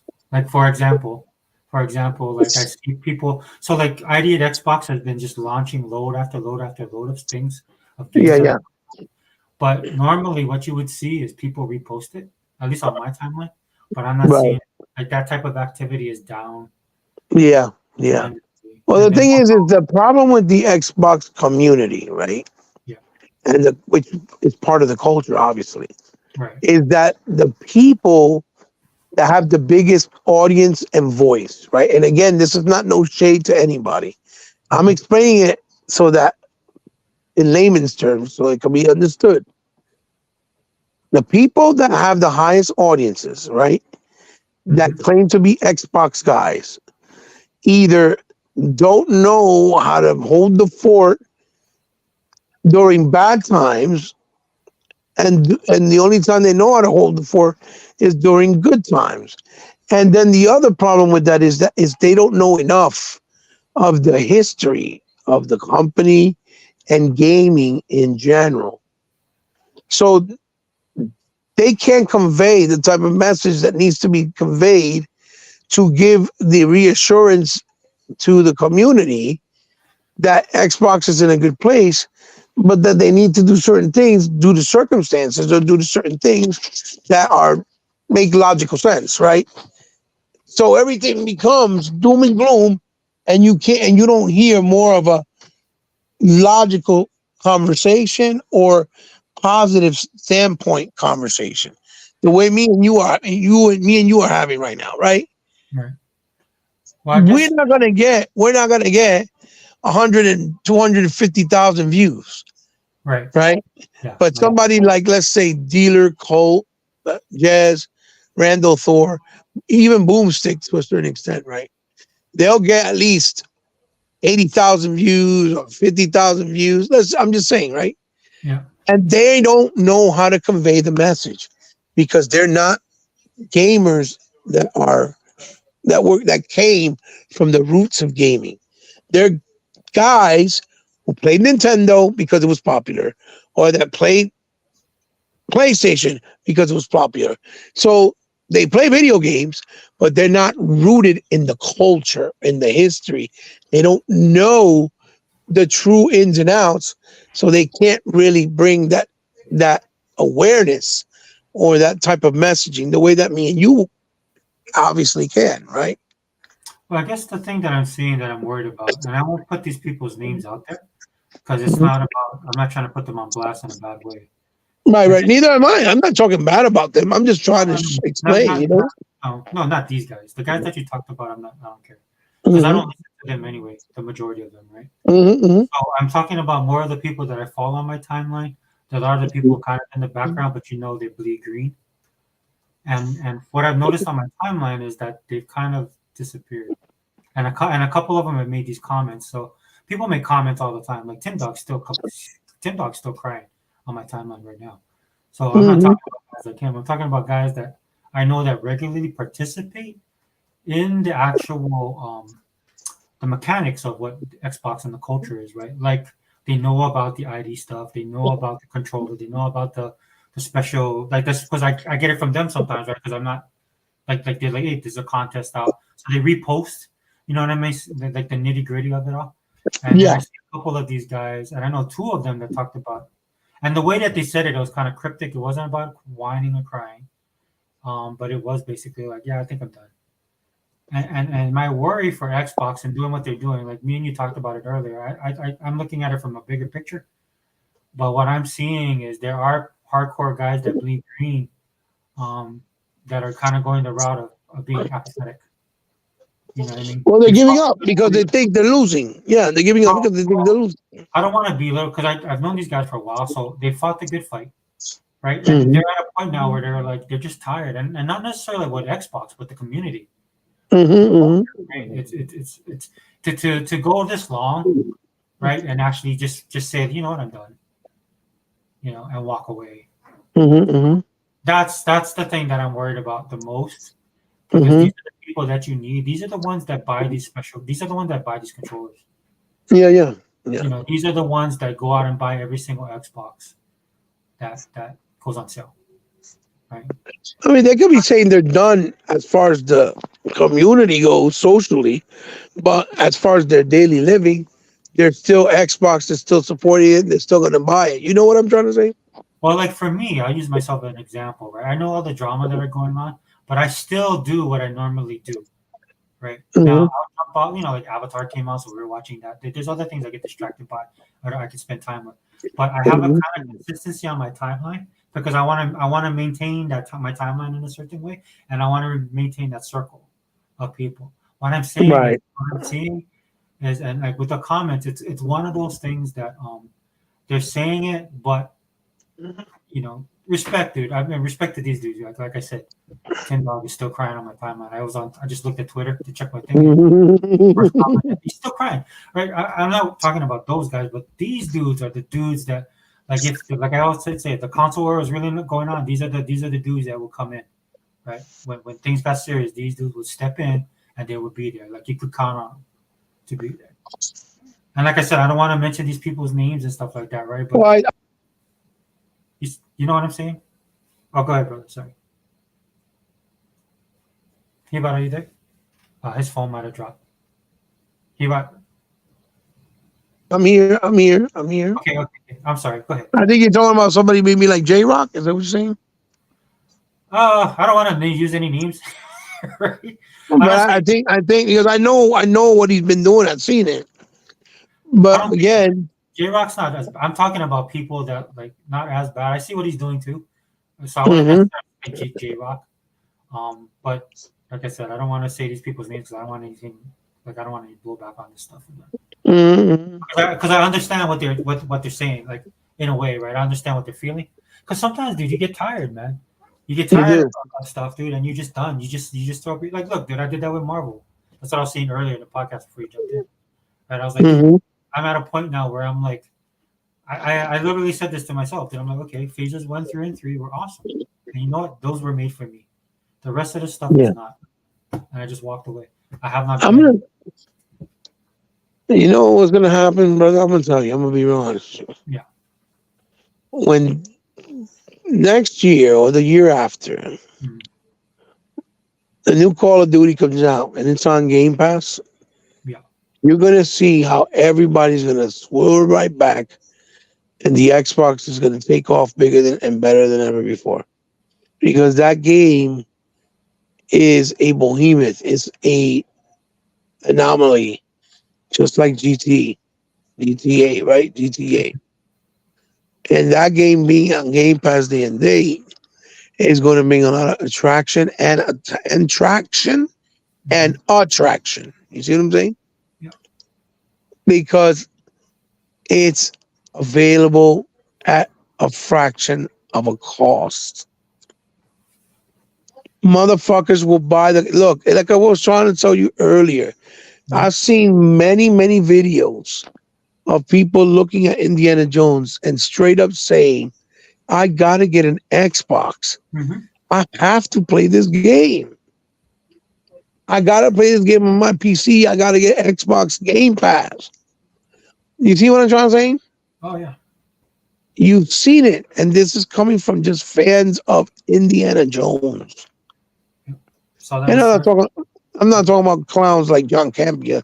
They would try to shit on Xbox saying that they're second class because Sony's top tier, because he has no fucking clue what he's talking about. Clearly, when he says something stupid like that, he don't know what he's talking about. Right? doesn't do good with movies anymore either. So Right. Exactly. it's a total show. Yeah. The dude is even confused about movies for Christ's sakes. Yeah. And that's what he fucking specializes in. But he's only doing that because he's trying to pander, because he's married to a Japanese woman, Wow, she's Filipino, right? Filipino or some shit. Right. Well, well, the problem with him though is like he sold out to the corporations. Oh, absolutely he did. Yeah. But he was just worrying about the bag. Yeah. His integrity went out the window, and then he tries to act like the victim. Listen, don't come at me because I said something. This is what it is. Like, he comes with those stupid fucking rants that he does, making himself look like a victim. I want to slap the shit out of him with that fucking Hot Toys Deadpool they got on his table. I want to slap the shit out of him with that, beat him down with that shit. Like, shut up, you fucking homo. You got no fucking spine. You're a coward. You're yellow. You is yellow. You know what I mean? Oh yeah, definitely. I used to watch this. But yeah. I'm like what I was trying to say to answer your question. Mhm. I think once those moves are done, we're gonna have a bigger and broader perspective of where Microsoft really is gonna be at that point. Well, I know, like we talked about this earlier, right? That's how I feel like they're moving towards this stuff. But I Mhm. mean, sometimes it's too little, too late. You see what I'm saying? Or Yeah, something. you thinking that it might be too late for the?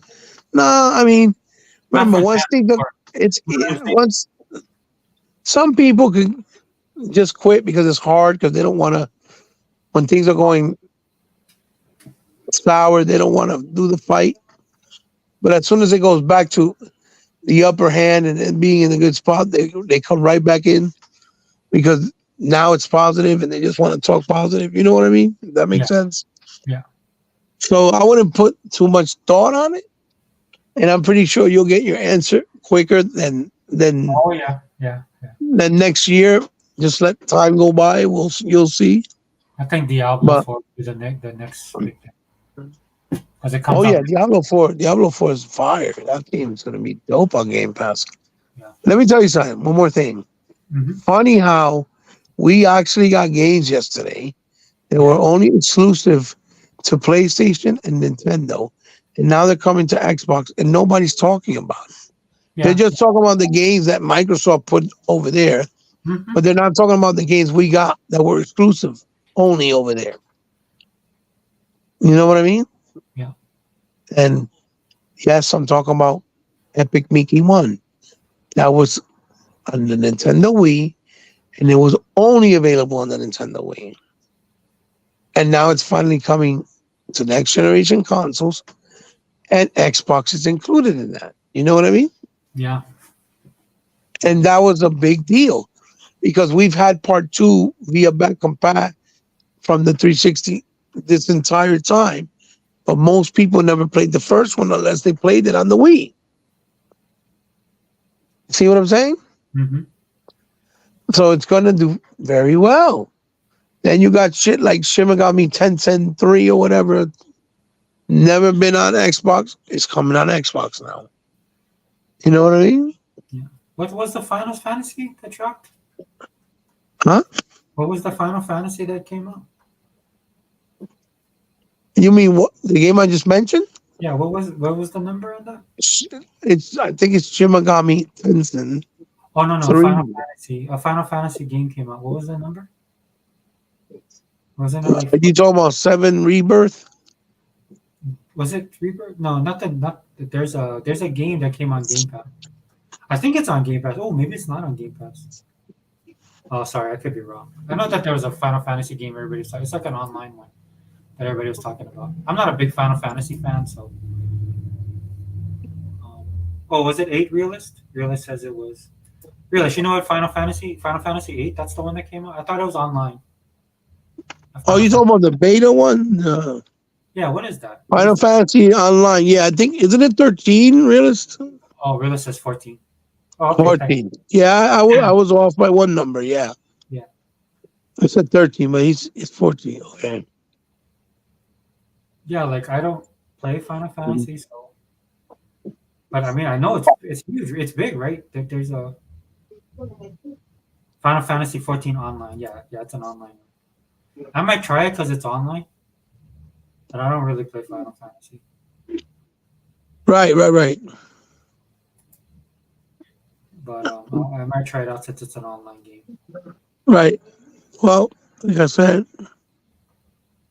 if you get into playing some Evil West, it's co-op. We can play it together. Yeah. Also, remember that. Yeah, what was the other game? My dear God, I can't think of it at the top of my head. What, Sherwood? Oh yeah, that one too. Yeah, I know you mentioned that one time. Gangs of Sherwood. Yeah.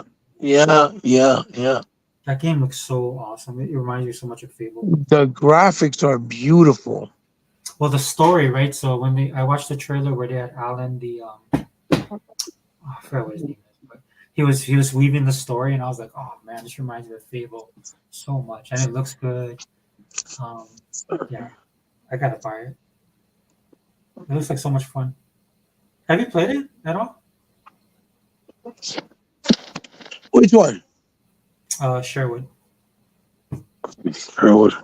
Oh yeah. The gameplay. It's on my channel. You did? Yeah. Sometimes. Dude, man, you be loading out your channel up with figures too, though. Oh, I have like 15 fucking reviews. I have the Eternia place I haven't put up. I have the His tank that I haven't put up. I got some Metal Slug 3 figures I haven't put up the review. I just haven't had time. I've been busy trying to find the apartment. I haven't had time. Yeah. But I have them on my phone. I have to load them up, edit them. I have what the fuck was that? Oh, fucking Centurions, 80s Commanders that Ramen Toys did, based on the Centurion figures. Oh, cool. I have that he redid. Yeah, man. Yeah, I got a lot of different shit. A lot of 80s stuff. A lot of nostalgia shit. Man, you're lucky you're in that market, dude. Well, I'm trying to build a store. I want to trade and do shit. Like I want to make it a business.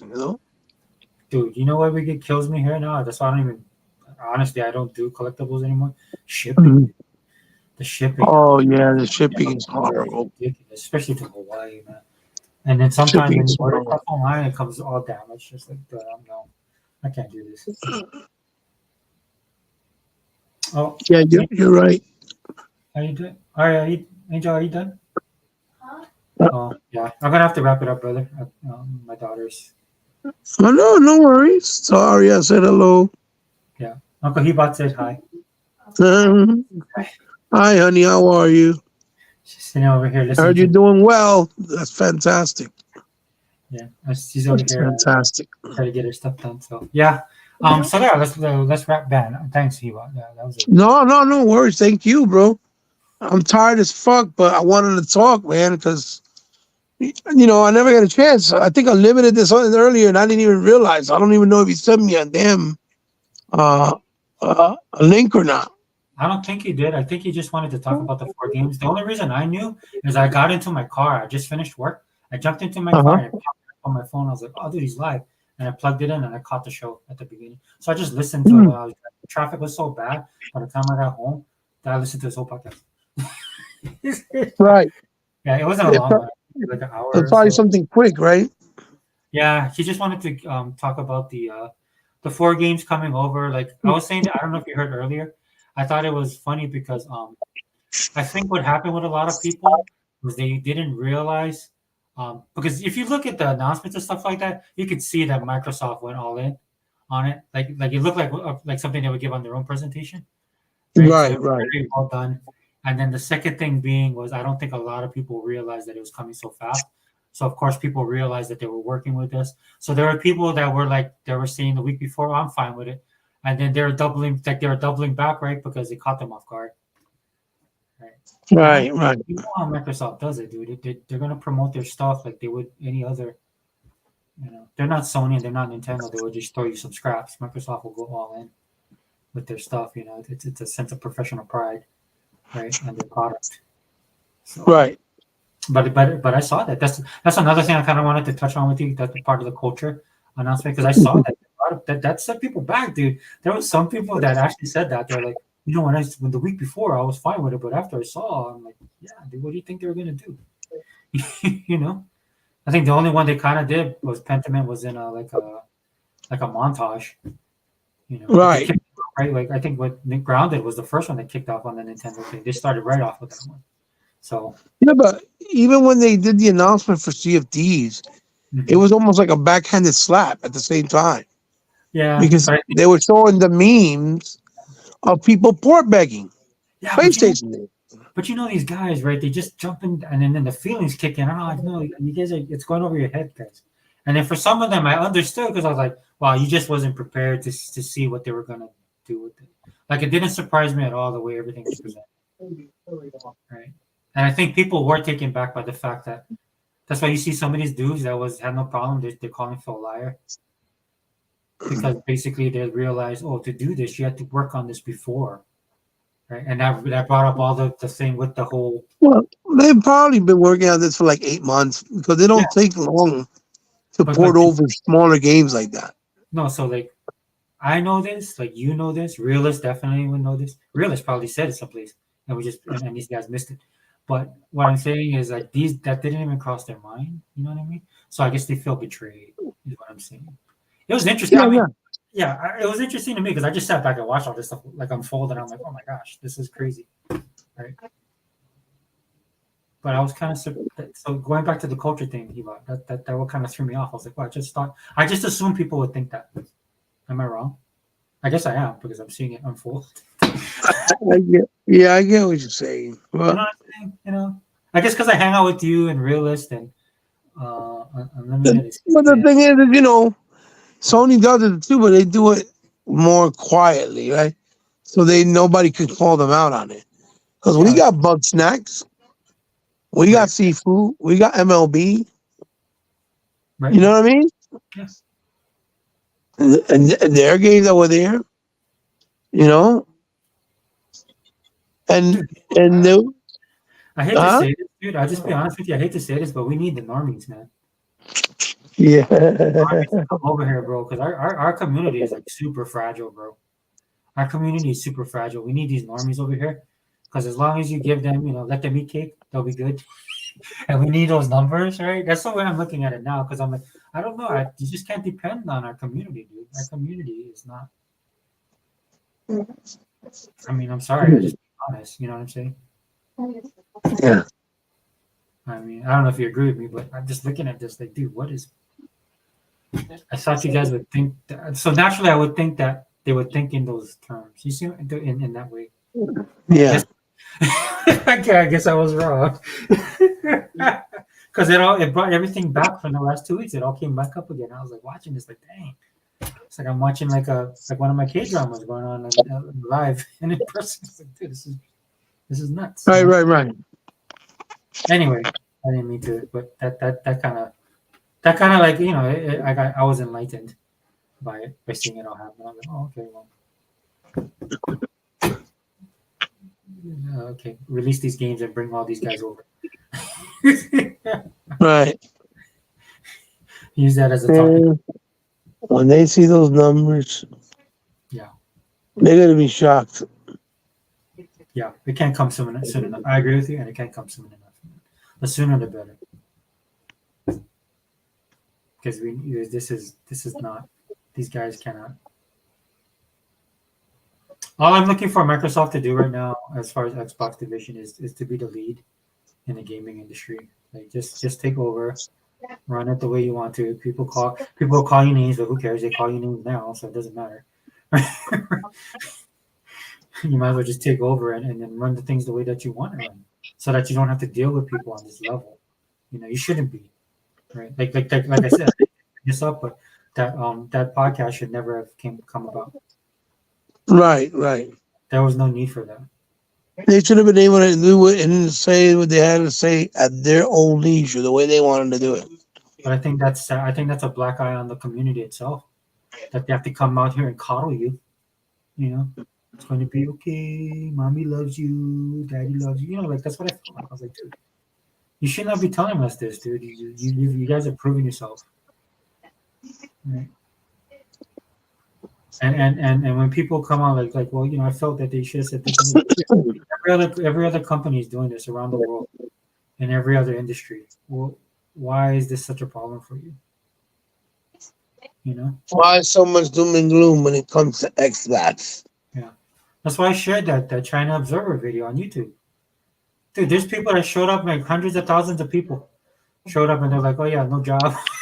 You know, I'm like, dude, that's. I was watching that. I was like, dang, this is something that like a movie would make up. But no, it's real life, man. These people crying, they don't know what to do. Some of them are just like, they have a term over there called lying flat, right? Where they don't want to do anything. People committing suicide, right? People protesting. It's like it covers every gamut because it affected hundreds of thousands of people, and now it's going into the millions. So, you know, then I come back to this community and they're like, "Did you see this?" That? I'm like, dude, man, you guys have no clue what's going on in the world right now. Yeah. You know, you guys need to get some perspective. That's why I put those videos out there. I'm like, get some perspective, guys. Microsoft's got, you know, they're going to be okay, right?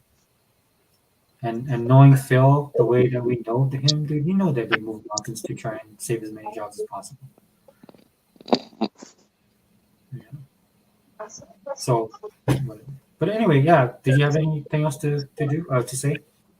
No, I'm just saying. I mean, the only thing I can actually probably just add is, like I said before, that these moves are being done on a more strategic level. Even though the perception is that it looks like a weak-handed move. Yeah. You know what I mean? Yeah. It looks like it's Microsoft being weak in the sense that they're helping consoles that literally admitted paying to keep shit off theirs, but it's part of a bigger, you know,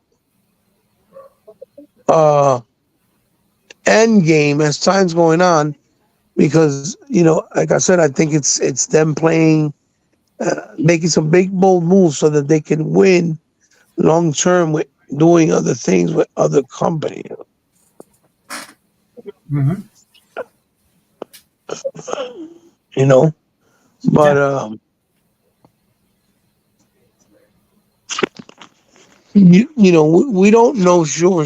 We won't know what the real end game is going to be or their plans and strategy until much later.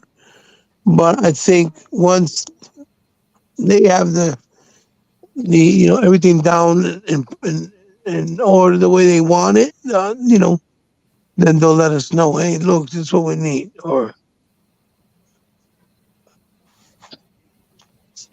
hello, Yeah, yep, I hear you. sorry, you know. So um,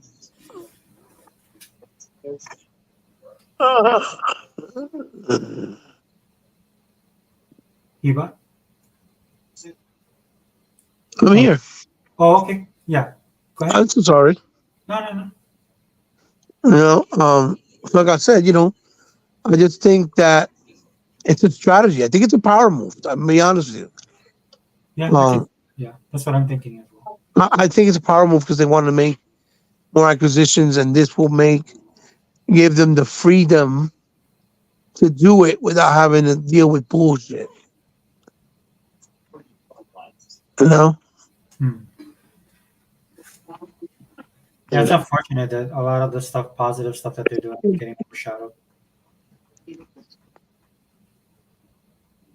I mean, I think regardless, right? It's they're still moving on. That's why I say it like that. You know, they're still moving on and continuing to do the things that had this stuff not come out the way that it did. You would be participating in the ecosystem the very same way, which you should be now. Mhm. But yeah, dude. But we can wrap it up, dude. I know you gotta get some sleep, and then I gotta. My daughter's over there, so yeah, dude, shout yourself out, brother, and then we'll call it a night. Or morning for you. Yeah, morning. Yeah, man. Like it was great to be able to sit and talk with you. Yeah, Tired or no tired, it's always fun. Because when I talk with, you know, when we talk, right, the way we do, like when we talk with others Inc. and you know Unlimited hmm and Sega Man, and we try to talk civil and with logic, and yeah, I think that creates the best form of conversation when it comes to talking about this gaming stuff now. But when you come on the angle of like everybody else of like, oh, this is stupid, they're weak, Microsoft looking dumb, you know, you're not going to resolve anything like that.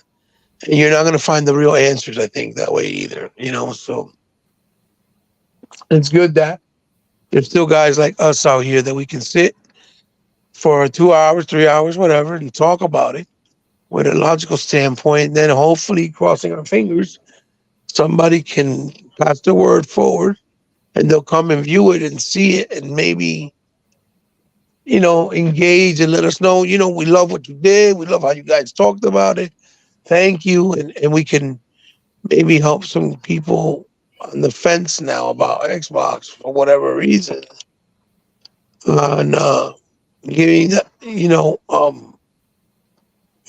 giving us hope or giving them hope rather, based on the conversation that they hear from us, and make them feel more, you know, maybe safe or secure, if that makes sense, right? yeah. Because I think a lot of the worrying is for nothing. So I think for us being like a voice of reason in a sense can help people. Yeah, I agree. Yeah, that's what I was trying to say. Us being the voice of reason. If anybody comes and listens to it, I think it's gonna be refreshing, and they're gonna be like, "Oh, this is what I was looking for." You know, trying to talk about it, but in a civil manner. hmm You know. So I appreciate it. I'm on Twitter under most historian, capital M and capital H, all one word, all lowercase.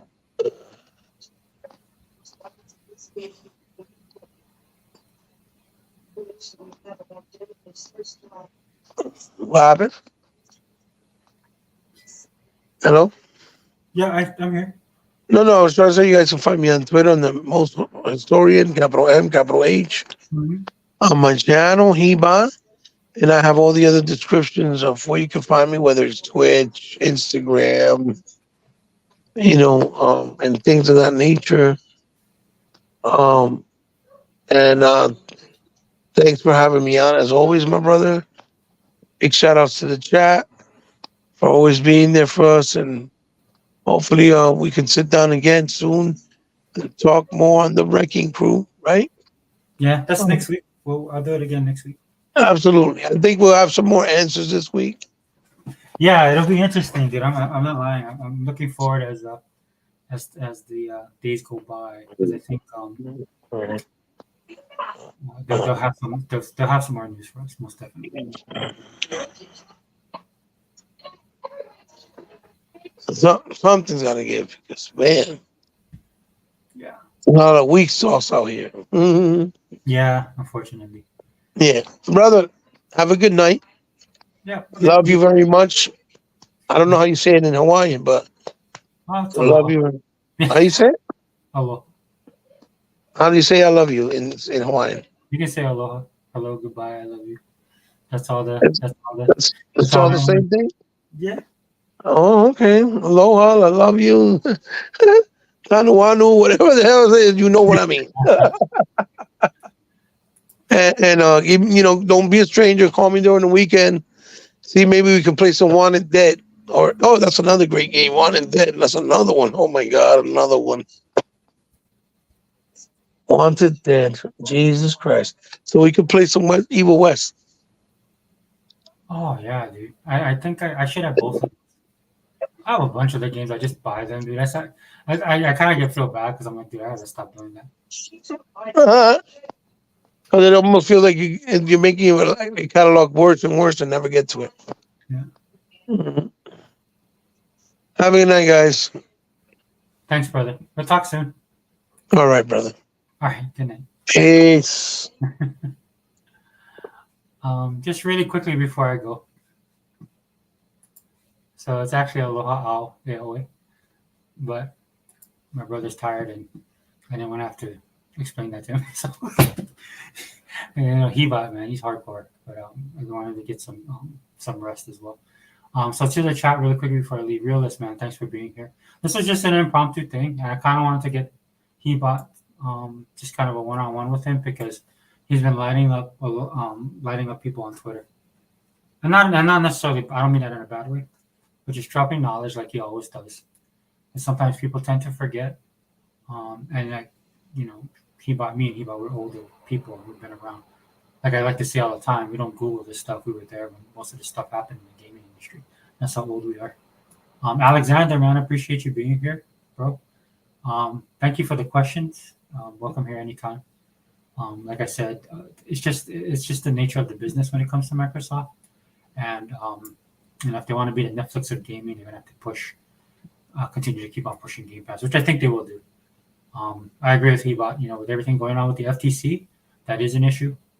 I don't take the FTC as seriously as others, though. I think they're a joke. I mean, they're a government agency, so they do wield some sort of authority and power. But if you guys saw the AKB, that really should have showed you how bad government can be when there's just too much largesse. So that was the great thing of the AKB. It shows that you have a lot of people making policy, making laws, and trying to enforce laws and policy that don't know what they're talking about. That's the best thing that came out of there. Because a lot of people walked away was like, wow, is this the best we can do? And unfortunately, yes, in some cases it is. And but Microsoft was prepared, and it was impressive how they did that. Fireboss brother, thank you. Again, this was just a quick one-on-one with Heba. Villain man, hey, how's it, bro? I saw your post. Thank you for dropping in. I want to acknowledge everybody in the chat. Normally, when I do these all in chats, I usually just focus on the chat, but it was a little bit slow tonight, which is fine. That's it. And then I also want to get Heba in. So, other Zinc, man, I appreciate you being here, brother. I always respect your opinion, man. Like I said, you're always welcome to come on. I know you're busy, but I love your perspective, man. Every time you get a chance to be on the other dude's podcast as well, man. I always like listening to what you say. Shane G, man, this is the real OG, man. Go follow him on Twitter if you go look him up on Twitter. I mean, if you guys need like a boost for Xbox, just follow him. Now you know he doesn't give you the he gives you the medicine straight though, right? He's not gonna coax you or try and give you some chocolate before you take that pill, man. He'll just give you uncut, unfiltered, unadulterated. But we need that in the community, man, because a lot of people falter. If you want, you need that kind of truth, and he's definitely. Just follow him on Twitter, man. He keeps things real. Yeah, and Hebot was here, so I believe I got everybody. Again, thank you all for being in here. Thank you guys for the support. Again, the reason why I do this is because of situations like that's going on with the Xbox console, Xbox community, the gaming industry in general. Hopefully, we'll get that the news starting to drop from Xbox, and that's the sad thing about this whole thing, man. We had so much good stuff come out that far exceeded the bad stuff. Like realist, Twitter is loaded with young clowns. Yeah, it is, brother. It is. But some of these old dudes, bro, I'll be like shocked sometimes, bro. I don't know why. I'm like, dude, you should know better. You know what I'm saying? Not you, but some of these dudes I see online. But when you get that ponyism, man, that ponyism is strong, bro. Again, guys, I mean, to be honest with you, if everybody would just stay in their lane, I'd be happy. But when it comes to Xbox, man, the tax is real. Let's just be honest. Right? It is what it is. But yeah, let me wrap this up, guys, because it's getting late on my end. I got stuff to do tomorrow. But I appreciate you guys stopping in. Xbox All In channel, host Sega forever. Remember, man, we bleed green over here. All right? So good night.